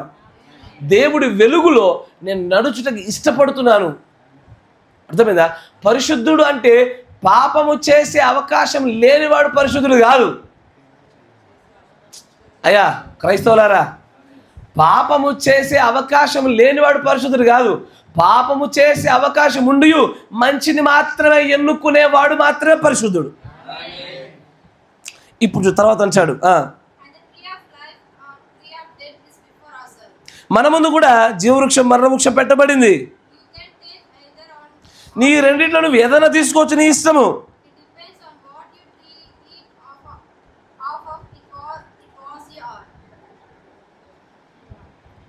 చదవడం మంచిది. దగ్గర మైక్ లేదు, మైక్లో చదవండి అని 100 సార్లు చెప్పాను. నేను మరొకసారి చెప్పాను. ఇప్పుడు నేను పెట్టుకున్న ఈ మైక్లో మీరు మైక్లో మాట్లాడితే ఇది పడుతుంది. అందుకోసమే మైక్ ఉన్న వాళ్ళు చదవండి. తర్వాత ఇట్ డిపెండ్స్ ఆన్ నువ్వు ఏ వృక్షం నుంచి తింటావన్నదే ప్రాముఖ్యత, దానిపైన ఆధారపడి ఉన్నది. నువ్వు ఏమై ఉన్నావు అన్నది, ఏ వృక్షంలో చేయవేస్తున్నావు, ఏ నిర్ణయంలో చేయవేస్తున్నావు, ఎలాంటి నిర్ణయాలపైన నీ యొక్క మనసు ఉందో దాన్ని బట్టి నీవు ఎవడమై ఉన్నావు అర్థమైపోతా ఉంది. అది సరి అయినదే. కింద చివరి లాస్ట్ లైన్ చదువు. అయ్యా అమ్మా, నా మాట జాగ్రత్తగా వినండి. దేవుడే మొట్టమొదటిగా మనం పాపలమై ఉండే కానీ నిన్ను నేను ప్రేమించినాడుగా. ఆమేన్. కానీ అక్కడ ఒక అద్భుతమైన మాట మాట్లాడాడు. ఏంటో తెలుసా? దేవుడు ఎన్నడూ కూడా నీవు ఆయనను ప్రేమించినట్లుగా నిన్ను చేయడు. ఆయన ప్రైజ్ ది లార్డ్. నీవు ఆయనను ప్రేమించినట్లుగా ఆయన ఎప్పటికీ చేయడు. తర్వాత అంటాడు, he doesn't force you to love him. నీవు ఆయనను ప్రేమించినట్లుగా నిన్ను ఎన్నటికీ బలవంతం చేయడు. ఆయన నీకు ఇష్టం ఉంటేనే తలుపు తడతా అంతే. నేను నీకు ఇష్టం ఉంటే తలుపులు తెరువులే లోపలికి వస్తా, నువ్వు తెరవకపోతే లోపలికి రాను. నేను మొట్టమొదటిగా నా ప్రేమ నీకు చూపిస్తున్నా. నువ్వు పాపిగా ఉండగానే, నువ్వు పరిశుద్ధిగా లేకుండగానే, నువ్వు ఈ లోకంలో ఉన్న ప్రతి మలినమంతా నీ పైన వేసుకుని ఉండగానే, నువ్వు దేవుని లేఖనాల పట్ల అవగాహన ఉన్నా లేకపోయినా, నువ్వు పూర్తిగా పడిపోయి చనిపోయే స్థితిలో ఉండగానే నా ప్రేమ నీకు రుచి చూపించా. కానీ ఇదిగో, నీవు నన్ను ప్రేమించాలని ఆశిస్తున్నాను కానీ నేను నిన్ను బలవంతం చెయ్య. బలవంతంతో కూడుకున్న ప్రేమ దైవికమైన ప్రేమ కాదు. It's blackmailing love. ఏం ప్రేమ అది? బ్లాక్మెయిలింగ్ అంటే బలవంతపు బెదిరించు ప్రేమ. ఇప్పుడు చెప్పండి ఒకసారి, మీ పిల్లలపైన మీరు దైవికమైన ప్రేమను కలిగి ఉన్నారా, బలవంత ప్రేమను కలిగి ఉన్నారా? అమ్మ స్త్రీలారా, మీరు మీ పురుషులపైన బలవంత ప్రేమను కలిగి ఉన్నారా, దైవికమైన ప్రేమ కలిగి ఉన్నారా? బ్రహ్మంలో ఉండబాకండి, ఏదో ఒకటి కలిగి ఉండండి, కానీ బ్రహ్మంలో ఉండకండి. అయ్యా, నా పురుషుని నేను ప్రేమిస్తున్నాను కనుక నా ప్రేమికుడితో నేను అన్ని పంచుకునే చేస్తానన్న ప్రేమల ముందుకు సాగడం వేరు. చెప్పకపోతే ఎక్కడ తిడతాడో తలకాయ ఎందుకమ్మా తర్వాత వచ్చిన తలకాయ నొప్పి. నువ్వు ఆ మాట అన్నావంటే అయిపోయా, నీది బలవంత ప్రేమే, ఉత్తుతుందే. అక్కడ దైవికమైన ప్రేమ లేదు. దైవికమైన ప్రేమలో ఫోర్స్ ఉండదు. పురుషుడు ఉంటాడు, ఇక నువ్వేం చేశావు నాకు చెప్పాలి అంటాడు. మీకు అర్థమైపోయింది, దాని గురించి వివరణ ఇవ్వాల్సిన అవసరం లే. ఒక నిజమైనటువంటి భర్త తన భార్య దగ్గర దేనిని గురించి అనుమతి కోరడు, కానీ తనలో భాగం గనక, ఎముకలో ఎముక గనక, మాంసంలో మాంసము గనక ఆ భాగస్వామితో అన్నీ పంచుకొని ముందుకెళ్తాడు అతడు. నేను అందుకే మాట చెప్తాను మీకు, దేవుడు కూడా బైబిల్లో తన ఒక పరిశుద్ధుని తన భార్య మాట వినమన్నాడు. ఎవరిని? అబ్రహాంని. అంటాడు, అబ్రహమా నీ భార్య అయిన సారా మాట విను నువ్వు. ఎందుకంటే నాకు తెలుసు ఈరోజు క్రైస్తవుల్లో కొన్ని సంఘాలలో, ముఖ్యంగా వర్తమాన సంఘాలు ఎట్లుంటుందంటే, స్త్రీలు అంటే అచ్చంగా బానిసలే. స్త్రీలకు ఎట్లుందంటే పురుషుల పాదాల కింద అలా స్థానం అన్నట్టు చేస్తారు. పురుషుడు ఎప్పుడు తిట్టేవాడు, స్త్రీ ఎప్పుడు పడేదన్నట్టుగా బిల్డప్ ఇస్తున్నారు. లేఖనాలు పట్టుకొని రండి ఒకసారి, మీ చెవులు గత్తిరిచేస్తా ఒకసారి. మీరు మీ వేషధారణ భక్తి. It is the love that really does matters. ప్రేమే నిజంగా పరిగణలోకి వచ్చేది. నీ భార్య నువ్వు ఏలుచున్నది ఎందుకో తెలుసా? ఏలుబడి చేయకపోతే పడిపోతుందేమోనన్న ప్రేమలో ఏలుబడి చేయాలి, కానీ నీ అధికారాన్ని చూపించుకోవడానికి కాదు.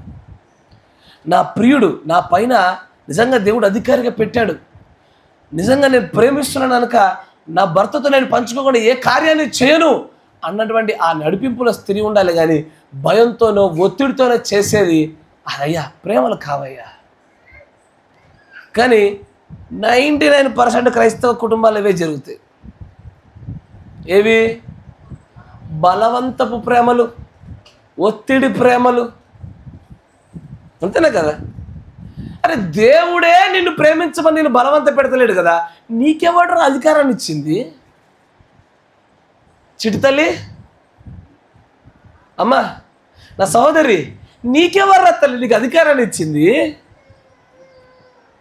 అయ్యా నా సహోదరులారా, వాక్య విషయంలో జ్ఞానవంతులారా, మిమ్మల్ని అడుగుతున్నా, నీకెవరా ఈ అధికారాన్ని ఇచ్చింది బలవంతం చేయడానికి? ప్రేమించాలని ఆశించండి, కానీ బలవంతం చేయకండి. ఆశించడం వేరు, బలవంతం చేయటం వేరు. బలప్రయోగం చేస్తూ ఉన్నామంటే అమ్మ నువ్వు చేసిన నువ్వను, నువ్వు చేసిన నువ్వను, ఇది దైవికమైన ప్రేమలో భాగం కాదని చెప్పండి. God will never force anybody to love him. అంతేనా? Yes or no? ఎదుటోడు నిన్ను బాగా ప్రేమించాలంటే నువ్వు ప్రేమ చూపించు, తర్వాత వాళ్ళని నేను ప్రేమిస్తాను ఆటోమేటిక్గా. అంతేనా? అయ్యా నేను మిమ్మల్ని అత్యధికంగా బాగా ప్రేమిస్తున్నాను అనుకోండి, ఒక రోజున నువ్వు కూడా ప్రేమించడం అంటే ఏంటో నేర్చుకుంటావు. చాలామంది భర్తలను చూస్తూ ఉంటా, ఓ ఏనాడన్న ప్రేమగా ముద్ద తినిపించింది లేదు. కరెక్టేనా కదా? ఈ తిట్టాలి కాసేపు తప్పదిగా. ఏనాడన్నా ప్రేమగా పెట్టింది లేదు. కష్టపడుతున్న స్త్రీ దగ్గరికి వచ్చి, అమ్మా పొద్దు నుంచి కష్టపడ్డావు గారు తల్లి, నువ్వు కాసేపు కూర్చొని నేను బోల్దోంతా. అబ్బో అమ్మో బోల్లే. ఈ కాల ప్రవక్త మాత్రము బాధపడుతూ విసిగిపోయినటువంటి తన స్త్రీ దగ్గరికి వెళ్ళి బోల్ తోమినాడా? తోమాడా? ఇట్లాంటివి లేవు. కానీ నన్ను ప్రేమించాలి నువ్వు అంతే, నాకు భయపడాలంతే, నేను చెప్పించేయాలంతే, నాకు కాళ్ళు పిసుకాలా, నేను అన్నం తింటుంటే నాకు చెయ్యి గడగాల, నేను తింటుంటే నాకు అన్నం ముద్ద పక్కన పెడితే వచ్చి ఏమండి అనాలా? బానిసలు అనుకున్నావా? ఒక రోజున నీ ప్రతి కార్యాన్ని బట్టి దేవుని ముందు సమాధానం చెప్తావు. Everybody is a free moral agent. స్త్రీ అయినా పురుషుడైనా సరే ప్రతి ఒక్కరిని ప్రేమించడానికి బలవంతాలు చేసుకోకూడదు. బలవంతం ఉన్నదంటే గుర్తుపెట్టుకున్న దైవికమైన ప్రేమ కాదు. ఎక్కడి వరకు? ఎదుటి వ్యక్తి మంచి చెడుల వివేచన జ్ఞానం ఎరిగిన స్థాయి మొదలుకొని బలవంతాలు ఉండకూడదు. ఇప్పుడు ఈ చిన్న పిల్ల ఉంది, ఈ పిల్ల వద్దనంగా మట్టి తింటుంది, నేను దానిపైన బలవంతం చేస్తే తినకూడదని, అది నా ప్రేమలో భాగం, అంతేనా? కానీ నిన్ను ఎదుటి వ్యక్తి ప్రేమించాలని కోరుకోవడము, అది వారికి మంచి చెడుల జ్ఞాన వివేచన స్థాయి వచ్చిన తర్వాత కూడా ఎంతోమందిని చూసాను నేను బలవంతం పెట్టి ప్రేమించబడాలని కోరుకునే వాళ్ళని. నేను అనేది ఏంటంటే, అయ్యా నువ్వు దేవుని అడుగుజాడలో నడవాలనుకుంటున్నావా? దైవికమైన ప్రేమలు ఉండాలనుకుంటున్నావా? ఆమెన్. ఆమెన్ అంటే AMEN, ఆమెన్ అంటే తెలియదు కాబట్టి చెప్తున్నా, పలుకుతలేరు కదా. ఆమెన్. దేవుడు ఏం చేశాడో ముందు అజ్జయ్ నువ్వు. దేవుడు డైరెక్ట్గా ప్రేమను కోరుకొని ఆశించలే. ఆయన ఏం చేశాడంటే ముందు ప్రేమ అంటే చూపించాడు. ఎట్లా చూపించాడంటే, ఇదిగో ఈ స్థాయిలో ప్రేమిస్తున్నా, ఇదే స్థాయిలో నన్ను ప్రేమించరా అన్నాడు ఆయన. అర్థమవుతుందా? మీరు పురుషులారా మీ భార్యల దగ్గర నుంచి మీ ప్రేమ మీకు కావాలా? పురుషులారా స్త్రీల దగ్గర నుంచి మీకు ప్రేమ కావాలా? మీరు మొట్టమొదటిగా చూపించడం మొదలుపెట్టాడు. ఏంది? నా దేవుడు అడుగుజాడలో నడిస్తేనే నాకు విజయం వస్తుంది. ఆయనే మనందరి మాదిరి. తానే మొట్టమొదటిగా ప్రేమ అంటే ఏంటో సంపూర్ణంగా చూపించి విశదపరిచి ఆ తర్వాత ప్రేమను ఆశించాడు ఆయన. నేను అడిగేది, అయ్యా ఒక చిన్న మాట అడుగుతున్నా, దైవ సాక్షి ఒక మాట చెప్పు. నీ భాగస్వామి దగ్గర నుంచి ఏ స్థాయిలో ప్రేమను ఆశిస్తున్నారో ఆ స్థాయి ప్రేమను చూపించావా? తలకేపితే దొంగ దొరికిపోతుందని చెప్పి ఎవరు ఉప్తలేరు. అది వేషధారలతనమయ్యా, మనం చేయకూడదు, అది తప్పది. మన ప్రభు అడుగు జడలు నడవాలి. ఆయన అంటాడు, ఆయన ఎట్లా నడిచాడో నడవద్దామయ్యా. నేను నా భార్య నన్ను ఎంతగా ప్రేమించాలని కోరుకుంటానో ముందు ఆ స్థాయి ప్రేమ నేను చూపించాలి, ఆమె పట్ల నేను కనపరచాల.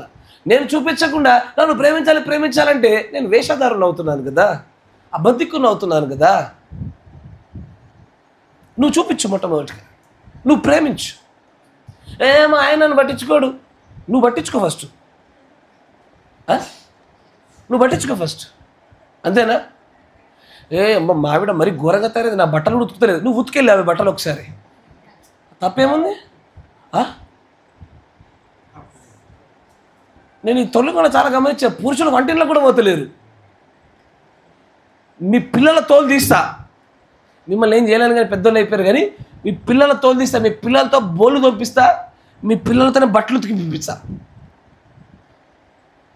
ఆధిపత్య పోరులు చేయొద్దు నా ముందు, వాక్యం దగ్గర తప్పది. వింటున్నారా? ఈరోజు భోజనం అయిన తర్వాత పిల్లల కోసం ఒక 50 ప్లేట్లు దాచిపెట్టండి స్త్రీలారా, అందరినీ పంపిస్తా. జోక్ చెప్తున్నా అనుకుంటారేంది? దయచేసి చేయించండి. మీరు పురుషాధిక్యత వాళ్ళకి నేర్పించకండి, ప్రేమలో అన్ని అంగీకృతం అన్నట్టు నేర్పించండి. వాళ్ళకు వాళ్ళు నడవలసిన త్రోవని నేర్పించాలా. నేను పోతున్నా వంటింట్లోకి, దేంట్లోకి పోతావు? తిని అయితే పోతావు బాత్రూంలోకి ఎరగడానికి. బుద్ధి లేదు, నీ తినడానికి లేని బాధ వంటిల్లో పోవడానికి వచ్చిందంట. అన్నీ చేయాలా, అన్నీ నేర్చుకోవాలా. అంతేగాని ఈ ప్రేమ అంటే ఏంటో చూపించకుండా ప్రేమించబడాలని కోరుకుంటారు. భక్తి అంటే ఏంటో చూపించకుండా భక్తి కనపరచాలని కోరుకుంటారు. పిల్లల దగ్గరికి వెళ్ళి, భాగస్వాముల దగ్గరికి వెళ్ళి, మా ఆయన బాగా భక్తి పడవ్వాలని కోరుకున్నా, అట్లాంటి దొరకలే నాకు. మా ఆవిడ మస్తు భక్తి పరుణాలని కోరుకున్నా, నేను నాకు దొరకలే. అట్లా చెయ్యాలి నువ్వు, అట్లాగా నువ్వు చెయ్యి. నువ్వు ఉండు, పొద్దు 4 లేసి ప్రార్థన నీకు చేత కాదు, కానీ నీ భార్యలు ఇవ్వాలా, నీ కొడుకులు ఇవ్వాలి, నీ కూతురులు ఇవ్వాలా. వేషధార లక్షణాలు. మళ్ళీ ముచ్చటైంది, ఇగో నాది వేరు, నా పద్ధతి వేరు, నీ పద్ధతి వేరు. ఏది వేరు? ఎవరు చెప్పిండు వేరని? నా పద్ధతి వేరు, నీ పద్ధతి వేరు. అట్లా దేవుడు చెప్పిండా? వేరే వేరే అకౌంట్లు ఇచ్చిండా నీకు? పరలోక రాజ్య ప్రవేశంలో, పరిశుద్ధతలో, భక్తిలో స్త్రీ అని పురుషుని తేడా లేదు, బాధ్యతల్లో తేడా ఉంది అంతే.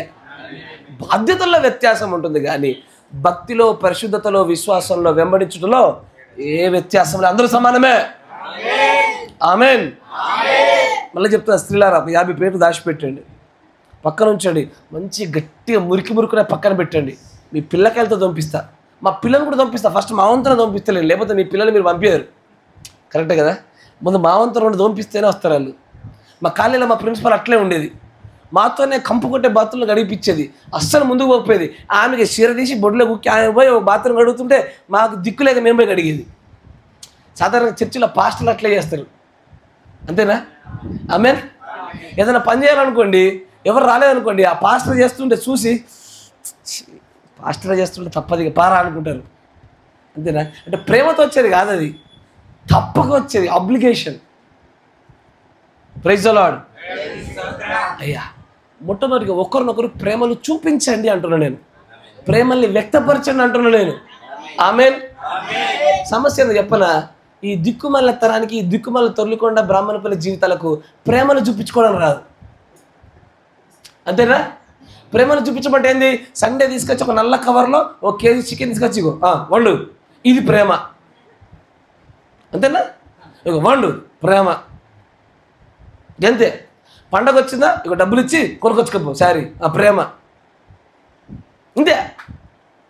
దీని గురించి దేవుని యొక్క ప్రవక్త అంటాడు, చూడండి 63-0901E.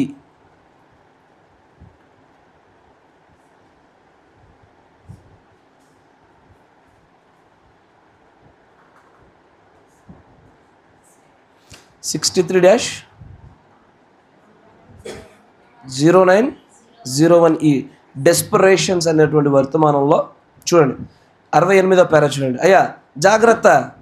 Praise the lord. మర్మాలు చెప్తాను మీకు, నేను ప్రేమన మర్మం చెప్తున్నా, నేర్చుకోండి. ఆమేన్. తెలుగులో ఉందా? గాడ్ బ్లెస్ యు బ్రదర్, చదవండి. సరైన సమయాన్ని పట్టుకున్నారు.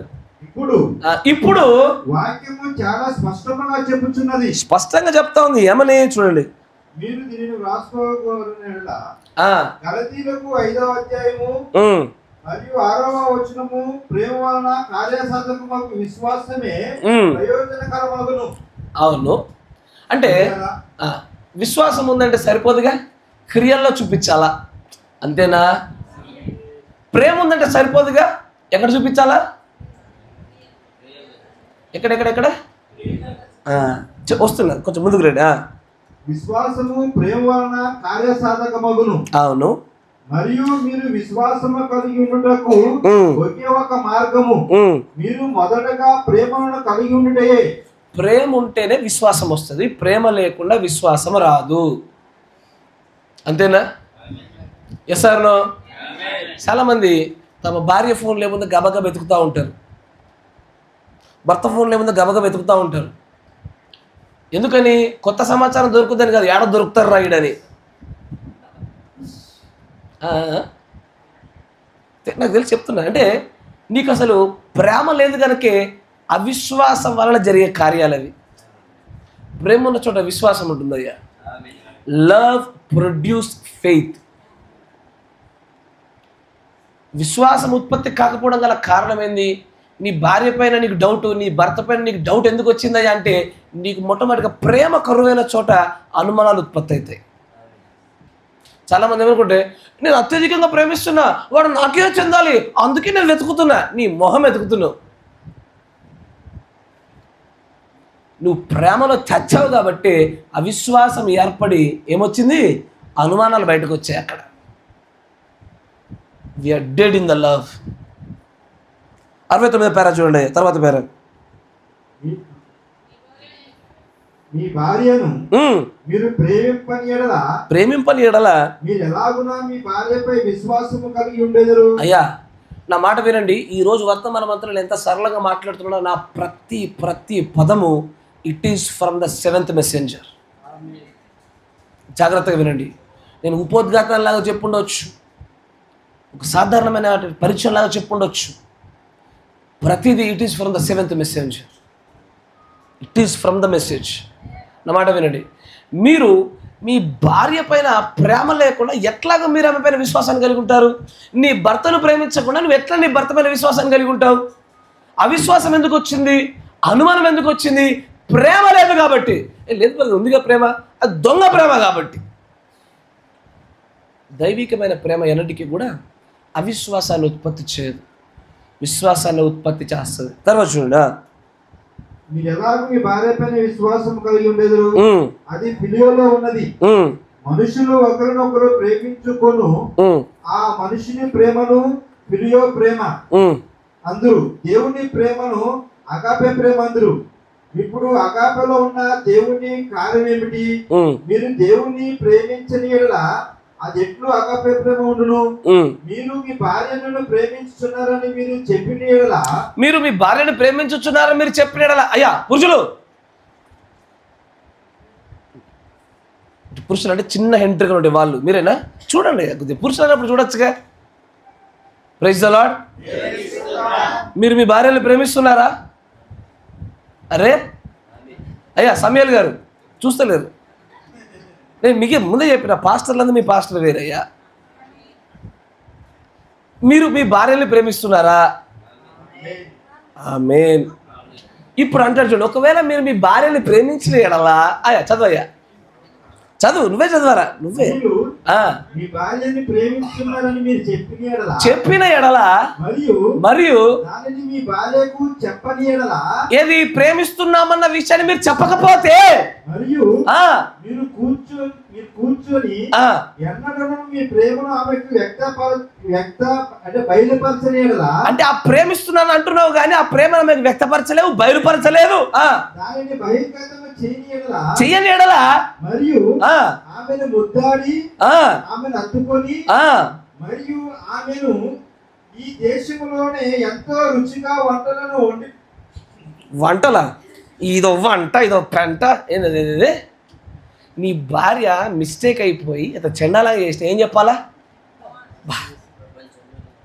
నీకన్నా మంచి చెఫ్ ఇంకొకరు దొరకలేదని చెప్పాలా? అంతేనా? అంతేనా?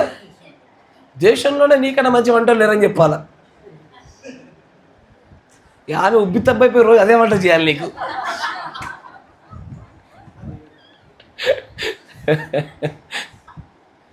అక్కడ మెయిన్ కాన్సెప్ట్ ఏంటంటే, అయ్యా అక్కడ కొంచెం ముద్దాడి అనే పదాలు వాడతాడు, తప్పేమి కాదు, పాన్పు నిష్కలంకమైనటువంటిది, బైబిల్లో ఉన్న మాటే చెప్తున్నాడు ఆయన, మంచిదే.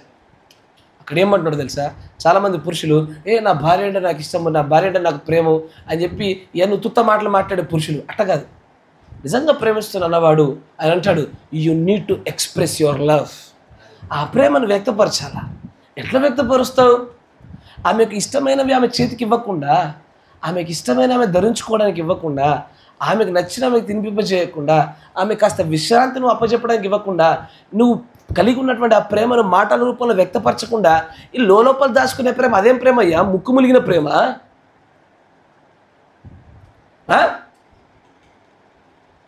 అదేం ప్రేమ? పనికి మాలిన ప్రేమ. అయ్యా బయట వ్యక్తపరచని ప్రేమ ఉన్నా ఒకటే, లేకపోయినా ఒకటే, అంతేనా కదా? ఎస్ఆర్లో బయట వ్యక్తపరచని ప్రేమ నా చేతిలో ఏముందయ్యా మీకు తెలీదు, నేను చెప్పలేదు, నా జీవితకాలం చెప్పా అని చెప్పిన. అప్పుడు మీరేం చేస్తారు? మాకెందుకు ఇదంతా అంటారు, అంతేనా కదా? అంటే దీనిలో ఏముందో నేను చూపించినప్పుడు, మీకు ఎన్నటికీ నేను వ్యక్తపరిచినప్పుడు, అది ఉంటేది పోతేంది మీకు. ఎస్ఆర్లో తర్వాత చదవండి, చదవండి, గాడ్ బ్లెస్ యూ, చదువు. దేశంలోనే ఎంతో రుచిగా వంటలు వండి పెట్టినని ఆమెకు చెప్పి పొగిడి మరియు మీకు తెలిసిన కార్యములన్నీ మరియు ఆమె ఎంత అందముగా ఉన్నదని మరియు ఆమెను మీరు ఎంతగానో ప్రేమిస్తున్నారని. అయ్యా వింటున్నావా? నీ భార్య పొద్దున్నే నిద్రకి లేచినాక చింపురు జుట్టు వేసుకొని అంటుంటే స్మెల్ చూడలేదు, గబ్బుగా ఉన్నా సరే నువ్వు ఎంతో అందగత్యం చెప్పాలి, అంతే. అది అరే ఎస్ఆర్లో పొద్దున పాసి నేరేసుకొని మాట్లాడుతుంటే కంపు వచ్చినా సరే అనాల. అరే ఏందా మీరు ఇబ్బంది పడుతున్నారేంటి? అమ్మ రేపు పొద్దున ఆయన మీద ఉఫ్ఫలు ఊదు ఒకసారి, పొద్దున ఇబ్బంది లేదంట. ఆయన మొహం మీద అని ఊదు, పొద్దున పాసి నేరేసుకొని రాత్రిపూట ఇన్ని ఉల్లిగడ్డలు తిను మళ్ళా.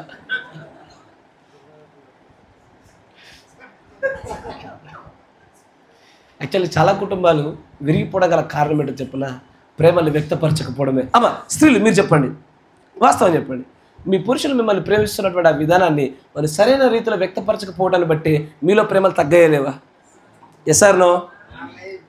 బల్లగుద్ది చెప్తున్నా, ఇట్స్ ట్రూ. నా దేవుడు నా ప్రవక్త గారు చెప్పించిన మాట అది. మీరు వ్యక్తపరచుట్లో మీరు ఫెయిల్ అయ్యారు కనుక వాళ్ళు విఫలుడవుతున్నారు.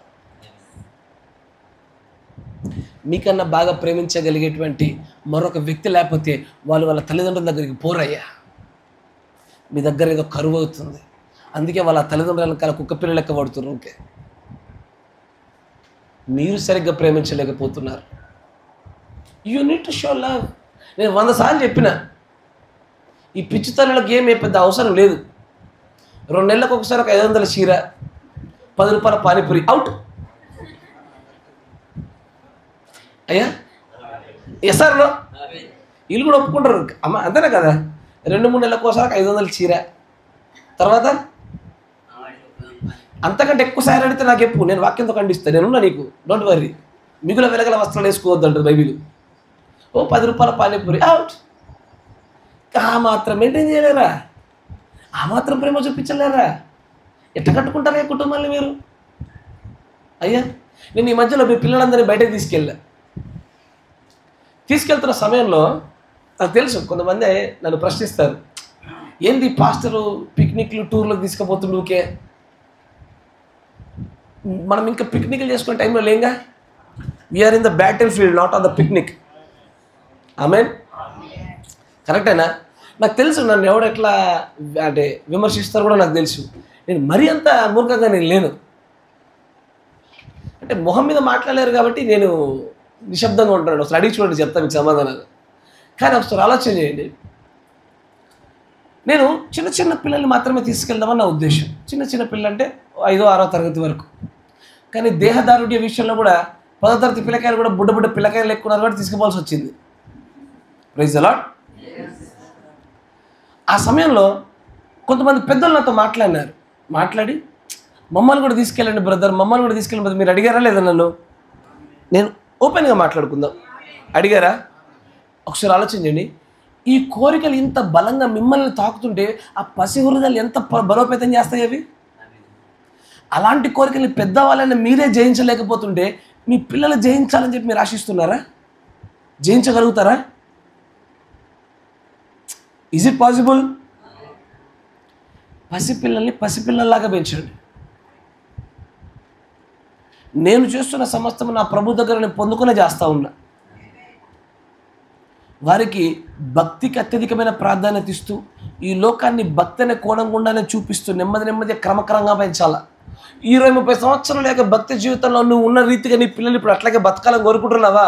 ఒక రోజున వాడు ఇంటర్మీడియట్ దశకు రాగానే వాడికి పక్షికి రెక్కలు వచ్చినట్టు వచ్చి వాడు వైరాగ్యపూరితమైన ఈ భక్తిని వదిలి నీ కంటికి కనబడకుండా లోకాలకు కలిసిపోతారు. వాడు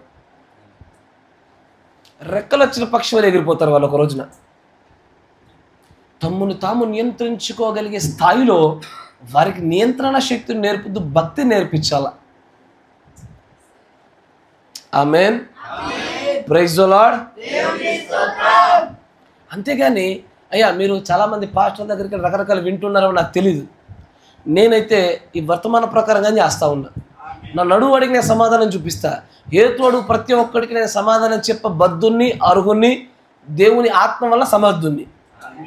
చెప్పలేని వాటిని నేను చేయలేను, అంతేనా? ఒకవేళ నేను చెప్పలేకపోతే నా ఒక్క కొడుకుని తీసుకుపోయేటండి. మీ పిల్ల జల్లు ఎందుకు తీసుకుపోతా నేను? అంటే నాకు అక్కడో మా కాపరికి లేఖన ప్రకారమైన బలం లేకపోతే చేయడం నమ్మకం నీలో ఉండాలిగా. Yes or no?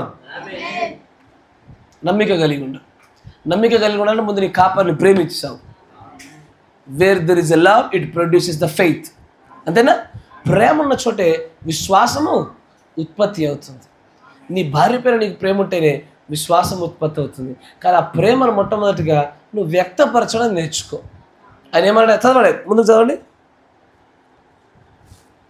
ఆమెను మీరు ఎంతగానో ప్రేమిస్తున్నారని మీరు ఇవన్నీ చెయ్యని ఎడల దానిని గూర్చి ఆమెకు తెలియవు. ఎట్లా తెలుస్తుంది అంటున్నా? 2 నిమిషాల దూరం ఉన్న మార్కెట్కి తీసుకుపోలేవు, చేత కాదు నీకు. నువ్వు ప్రేమిస్తున్నాను ఎట్లా చెప్తున్నారు మీరు? అయ్యా, ప్రతి ఒక్కరికి కొన్ని ఇష్టాలు ఉంటాయా? ఉండయా?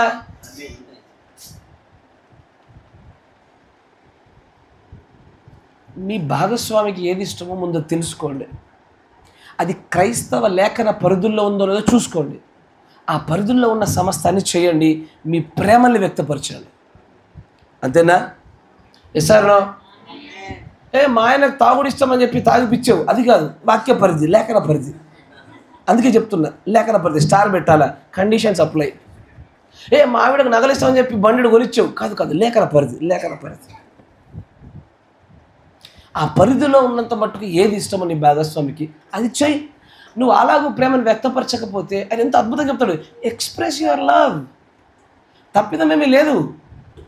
నువ్వు ప్రేమను వ్యక్తపరచకుండా, నువ్వు ఆ ప్రేమను వారికి చూపించకుండా వారి దగ్గరికి వెళ్ళి ప్రేమను ఆశించే హక్కు నీకు లేదు. బలవంతం చేస్తే నువ్వు ఖచ్చితంగా దైవికమైన ప్రేమ నుంచి జారిపోయిన వేషధారివి. నువ్వు చూపించు ప్రేమ అంటే ఏంటో. మా ఆయన నన్ను ప్రేమించడు, ఊరికి పొద్దుచ్చమానం కొడతాడు. నువ్వు ప్రేమించి చూపించు ఒకసారి. ప్రేమ అంటే ఏంటో చూపించు. ఎదురు తిరిగితే కూడా ఎట్లా లోబడుతున్నావో చూపించు. ఒకసారి మాదిరిగా కనపరచు నీ ప్రేమని, తర్వాత అక్కడి నుంచి నీ ప్రేమను ఆశించు. అంతేనా? మీరు ప్రేమను చూపించకుండా, వ్యక్తపరచకుండా ఆయన నా పట్ల ప్రేమ చూపించాలని కోరుకుంటే ఎంతవరకు సమంజసం అది? యేసుప్రభు అయినా అలా చేయలేదే.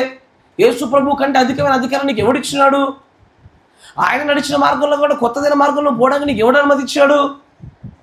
నువ్వు చూపించాలి కదా ప్రేమ అంటే ఏంటో. మొదటిగా వాళ్ళు ప్రేమింపకపోతున్నప్పటికీ, నిన్ను ఇష్టపడకపోతున్నప్పటికీ, నీకు లోపడకపోతున్నప్పటికీ నీవు మొదటిగా వారికి ప్రేమ చూపించు వారున్న స్థితిలోనే.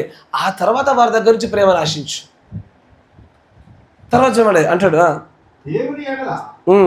దేవుని ఎడల కూడా మనము అదే విధంగా చేస్తాము.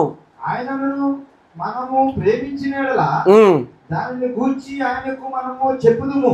అయ్యా, మనం పాటలు పాడతాం చూసారా? ఆ పాటలు ఏవో కావు. మనం ఆయనను ప్రేమిస్తున్నామన్న దాని యొక్క భావ వ్యక్తీకరణే పాటలు. అంతేనా? యేసు నన్ను ప్రేమించినావు, పాపినైనా నన్ను ప్రేమించినావు అంటే, పాపిగా ఉండగా నన్ను ప్రేమించవయ్యా అని నీవు మరలా తిరిగి ఆయన పైన చూపిస్తున్న నీ ప్రేమను వ్యక్తపరిచేదే పాటలు. చాలామంది పురుషులకు ఆ యొక్క భార్యను పట్టుకొని ఐ లవ్ యూ అని చెప్పలేడు.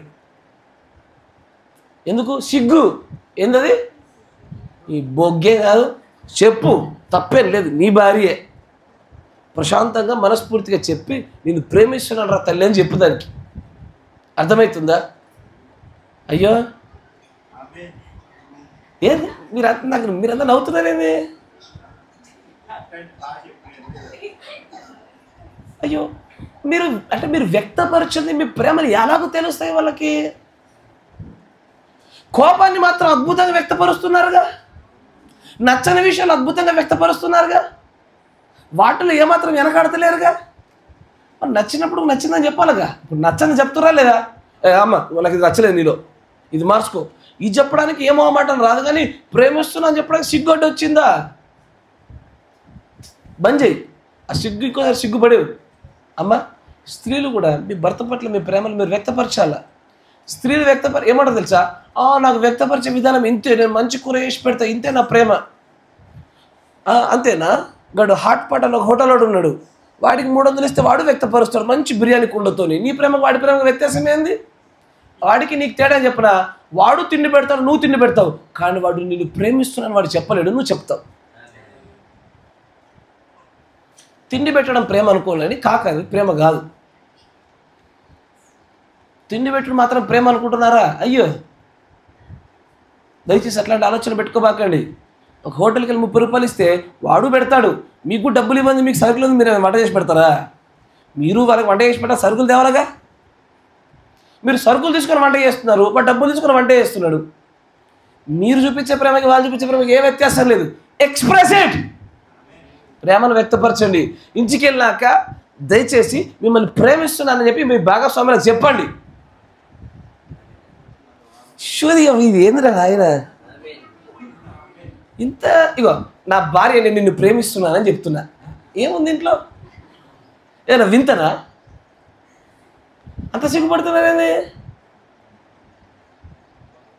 అందుకే మీ కుటుంబాలు అంటే తగలడ్డాయి. మీరు వ్యక్తపరచుకోలేకపోవడమే సమస్యగా మారింది. ఒకసారి ఎప్పుడైనా సరే మీ ఆయన నిన్ను పళ్ళ కొట్టిన తర్వాత నిన్ను ప్రేమిస్తున్నానని అని చెప్పు ఒకసారి. ఫస్ట్ మీ ఆయన చచ్చిపోతారు షాక్ అయ్యి. కరెక్టేనా? ఎప్పుడు కొడుతుంటే ఏంది ప్రేమిస్తున్నానంటది ఏంది? కరెక్టేనా కదా? అబ్రహాం లింకన్ గారికి జరిగింది అదే. నేను ఎక్కడెక్కడో చెప్తలేదయ్యా, వర్తమానంలోంచే. ఆయన భార్య అబ్రహాం లింకన్ అనేటువంటి అమెరికన్ ప్రెసిడెంట్ని కొట్టేది, అప్పడాల కర్రించి కొట్టేది భర్తని. కొడుతున్నప్పుడు కూడా ఒకరోజు ఆయన మీటింగ్కి వెళ్ళి ఆలస్యంగా వచ్చాడు. ఈ లేట్ వచ్చాడు, నేను సంగతి చెప్తాను, మెట్ల మీద కూర్చొని అప్పడాల కర్ర అనుకుంటున్నట. అట సందు మూల మీకెళ్ళి చూసినాడు, ఈ బలిగింది ఈరోజు నాది అనుకొని వెళ్ళి ఒక మంచి బొకే, పువ్వుల బొకే తీసుకొచ్చి రే అని కొట్టబోతా ఉంటే హనీ ఐ లవ్ యూ అంటూ పూల బొకే ఇచ్చాడు. ఇట్స్ ఎ ట్రూ స్టోరీ, నిజంగా జరిగింది ఇది. అలాంటి భయంకరమైనటువంటి కొట్టడం అటువంటి ఒక ఆలోచన విధానం కలిగినటువంటి ఆ గయ్యాలి భార్యలు కూడా హనీ నేను నిన్ను ప్రేమిస్తున్నాను ఒక మాట అక్కడికక్కడ ఆయన కుప్పకూలేటట్టుగా చేసి ఆ కర్ర అక్కడ పడేసి అబ్రహాం లింకన్ గారి యొక్క భార్య హత్తుకొని ఏడ్చిందని. నీ ప్రేమను వ్యక్తపరుచుచున్న కొలది నీ భాగస్వామి మారుతారయ్యా. ఇప్పుడు చెప్పండి, ఒకప్పుడు ఆ భయంకరమైన పాపులుగా మనం అందరం మారుతున్నాము. దేనివల్ల తెలుసా? ఆయన తన ప్రేమను వ్యక్తపరుచుచున్న కొలది నేను మారుతున్నా. ఆయన నా పట్ల ప్రేమను వ్యక్తపరచడం ఆపిన దినాన్న బహుశా నేను మరణిస్తానయ్యా. కానీ ఆయన నా పట్ల తన ప్రేమను ఎల్లవేళలా వ్యక్తపరుస్తున్నాడు. నాకు ప్రమాదం జరగాల తన చేయడ్డం పెట్టి ఆపుతున్నాడు. తన ప్రేమను మళ్ళా వ్యక్తపరిచినాడు ఆయన. నేను తప్పిదం చేస్తామన్నా తెలియకుండా నా కళలో దర్శన రూపంలో ఇదిగో తప్పిదం చేస్తున్నావు అక్కడ ఆగిపోని మరలా తన ప్రేమను చూపిస్తున్నాడు. ఆయన ప్రేమ నా పట్ల వ్యక్తపరచుచున్న కొలది నువ్వు నేను ఎలాగ మారుతున్నామో నీ భాగస్వామి అలాగ మారుతుంది కదయ్యా. చెప్పాలా? నీ నోరుని శాపనార్థాలు వాడడానికి, తిట్లు తిట్టడానికి, గద్దించడానికి వీటికి మాత్రమే వాడకు. వాటిని బంద్ చేసి ప్రేమల్ని వ్యక్తపరచడానికి వాడి చూడు. నీ భాగస్వామిలో గొప్ప మార్పును చూస్తావు. నువ్వు ఏమంటావు? చెప్పడంలో తప్పలేదయ్యా. ఏదన్నా మనసులో ఉన్న చెప్పాలా అంటే అయ్యో మీలాగా మాకు చెప్పడం మాకు రాదండి. ఎందుకు రాదు? నేర్చుకుంటే అన్నీ వస్తాయి. చిన్నప్పుడు అన్నీ నేర్చుకునే పుట్టావా? నడక నేర్చుకోలే, తినడం నేర్చుకోలే, బైక్ పుట్టడంతో బైక్ వచ్చిందా, పుట్టడంతో వంట వచ్చిందా, అవి నేర్చుకున్నట్టుగానే ప్రేమను వ్యక్తపరచడం కూడా నేర్చుకోవాలా. అంతేనా కదా? ఒక దండిస్తున్నటువంటి ఒక భర్త పైన కానీ, లోపడినటువంటి ఒక భార్య పైన కానీ ప్రేమను అధికంగా కుమ్మరించి చూడండి అయ్యా. The greatest weapon on the earth is love. ఈ భూమి పైన అత్యంత గొప్పదైనటువంటి పెద్ద ఆయుధం ప్రేమే. అంతేనా అయ్యా? ప్రేమేనా? ప్రేమకు మించినటువంటి ఆయుధాలు ఏమీ లేవు. ప్రేమకు లోబడినటువంటి ఆత్మలు కూడా ఏమి ఉండవు. ప్రేమను వ్యక్తపరచండి. అలాంటి ప్రేమను వ్యక్తపరుస్తున్న కొలది వ్యక్తపరచడం సిగ్గుపడవాకండి. మొట్టమొదటిగా అన్యాయంగా డబ్బు సంపాదించడానికి సిగ్గు వదిలేసినాము, దేవుని దగ్గర దశంభాగాలు కొట్టడానికి సిగ్గు వదిలేసినాము, కానీ భాగస్వామిని ప్రేమించమంటే సిగ్గడ్డు వచ్చింది మన బతుకులకు. ఇది క్రైస్తవుల పరిస్థితి చూడండి, ఎంత ఆశ్చర్యమో. ప్రేమించండి, ప్రేమను వ్యక్తపరచండి. దైవికమైన ప్రేమ నీ సహోదరుల పట్ల కూడా వ్యక్తపరచండి. నేను ఇదివరకు మళ్ళీ చాలాసార్లు చెప్పా, ఒకసారన్నా నీకు ఒక సహోదరి నీతో పాటు కొద్దిపాటి దూరంగా కానీ పడతలేదనుకో, సరిగ్గా లేరనుకోండి, వాళ్ళని ఇంటికి పిలుచుకొని భోజనం పెట్టండి అయ్యా. ఇప్పుడు ఈ సహోదరు పీటర్ గారు ఉన్నారు, ఈ మధ్య నాకు అయినా సరిగ్గా పడతలే, ఎందుకు కొంచెం దూరం జరిగినట్టు అనిపిస్తుంది. ఏం చేయాలా? అయ్యా మా ఇంటికి భోజనం రండి అని చెప్పి పిలుచుకో, భోజనం చేసుకోండి, కలిసి తినండి, చివరిలో షేక్ హ్యాండ్ ఇవ్వండి, బ్రదర్ నా వల్ల నీకు ఇబ్బందులు క్షమించమని అడగండి. ఆ తర్వాతకి ముందుకు ఒకేలా ఉంటారా? 1000 సార్లు చెప్పినా కూడా ఏ కొంచెం మనస్పర్ధ రాగానే, చేదైన వేరు కొంచెం పడగానే దాన్ని తీసివేసే ప్రయత్నం చేయకుండా ఆ వేరుకు నీళ్లు పోసి పోషిస్తున్నాం మనం. ఏ కొంచెం వ్యత్యాసం ఉన్నా సరే దాన్ని తొందరగా తీసివేయనట్లుగా ప్రేమ చేత సమస్తాన్ని జయించాల. కీడు చేత కీడుని జయించొద్దు, మంచి చేత కీడుని జయించండి, ప్రేమ చేత సమస్తమైన కార్యాలు జయించండి. అప్పుడు మీరు విజయాలు పొందుకుంటారు. దేవుడు మళ్ళీ దీవించుగాక. మిగతా విషయాలు మనం వచ్చే వారం మాట్లాడుకుందాం. అయ్యా దైవికమైన ప్రేమ ఎప్పటిదాకా వస్తుంది మన వర్తమానము? నేను అడుగుతా మెల్లగా, అమ్మ మీ ఆయన నీకు ప్రేమిస్తున్నానని చెప్పాడా అంట. లేదన్నది అనుకుని అప్పటిదాకా చెప్తా. ఈరోజు ఇంటికి వెళ్ళినాక ఏం చేస్తారు మీరు? ఆంధ్రాలో జగన్ ఉంటాడు. జగన్ గారు అందరి మొహం పట్టుకుంటాడు, ఇట్లా నవ్వుతాడు, ఇట్లా పట్టుకొని ఇట్లా పట్టుకొని అంటాడు, అట్టగిట్ట పట్టుకొని నేను ప్రేమిస్తున్నాడు నాన్న అని చెప్పు. చెప్తావా? అవుతుందా నీతోని? సరే సిగ్గైతే ఒక లెటర్ మీద రాసి మీ ఆయనకి, మీ సిగ్గులు తట్టుకోలేకపోతున్నా, బాధ తట్టుకోలేకపోతున్నా, వ్యక్తపరచండి ప్రేమల్ని, బాగుపడతారు, మీ కుటుంబాలు బాగుపడతాయి. దేవుడు మళ్ళీ దీవించును గాక. మొక్కరు చెడు ప్రార్థన చేసుకుందాం. మన మధ్యలో ఉన్న సహోదరులు నవీల్ పల్బదర్ గారు ప్రార్థన చేస్తారు. అందరూ ఏకీభవించండి. మైక్ ఇవ్వండి అమ్మా. స్తోత్రం స్తోత్రం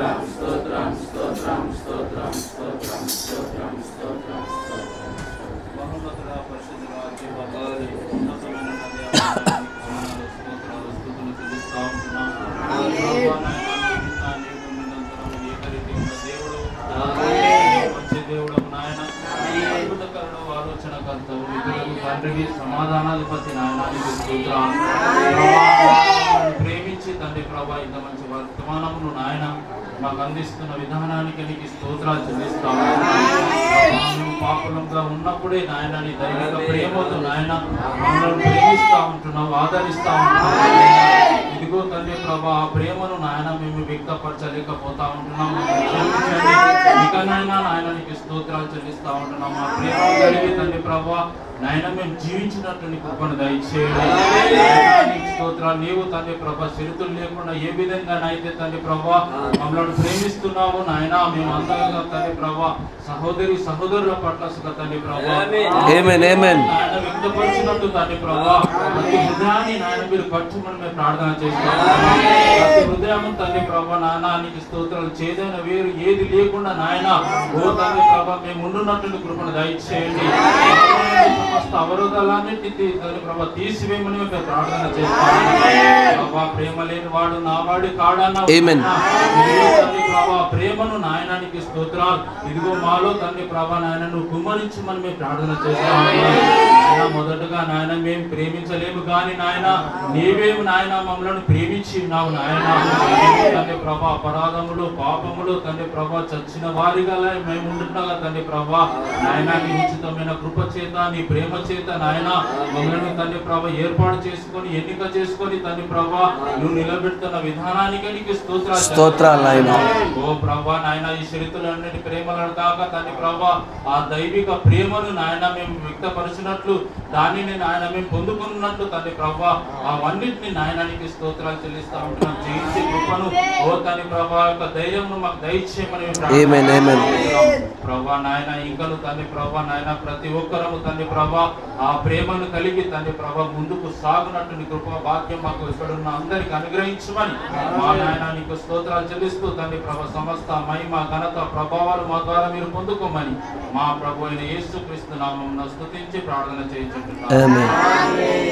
పరిశుద్ధుడా సర్వశక్తి సంపన్నుడా, ఈ ప్రియమైన ప్రజలు నీవారు, నీ రక్తంలో కడగబడిన వారు, నీ చేత ప్రేమించబడిన వారు, వీరి యొద్ద నుండి నీ వలె నీలాంటి ప్రేమనే ప్రభా వీరి యొద్ద నుంచి నిజంగా నువ్వు ఆశిస్తున్నావు గనుక వీరందరిపైన నీ పరిశుద్ధాత్మను మీరు కుమ్మరించి వీరు ప్రేమించలాగిన వీరి మలచండి నాయన. ప్రభా నీ యొక్క పరిశుద్ధ గ్రంథం ఏమి చెప్పుచున్నదో, ఈ కాల వర్తమానం గుండా నువ్వు ఏది మాట్లాడి ఉన్నావో ఆ మాటలు అవి ఎందు ప్రభా విశదపరిచి ఉండగా ఈ మాటలు వీరి ఎందు నిజంగానే చోటు చేసుకునేలాగున తగిన కాలంలో ప్రతిఫలం ఇచ్చేలాగున సహాయం దయచు. ఈ విత్తనములు నాయన తమ యొక్క సొంత జ్ఞానాన్ని బట్టి కానీ తమ బుద్ధిహీనతను బట్టి కానీ నిర్లక్ష్యమును బట్టి కానీ గర్వమును బట్టి కానీ వీరు ఈ విత్తనాలు తండ్రి ప్రభ చెరిపి వేసుకోకుండా సరైన నెలలో వేసుకొని ప్రభ వాటి మొలకెత్తింపజేయులాగా సహాయం దయచు.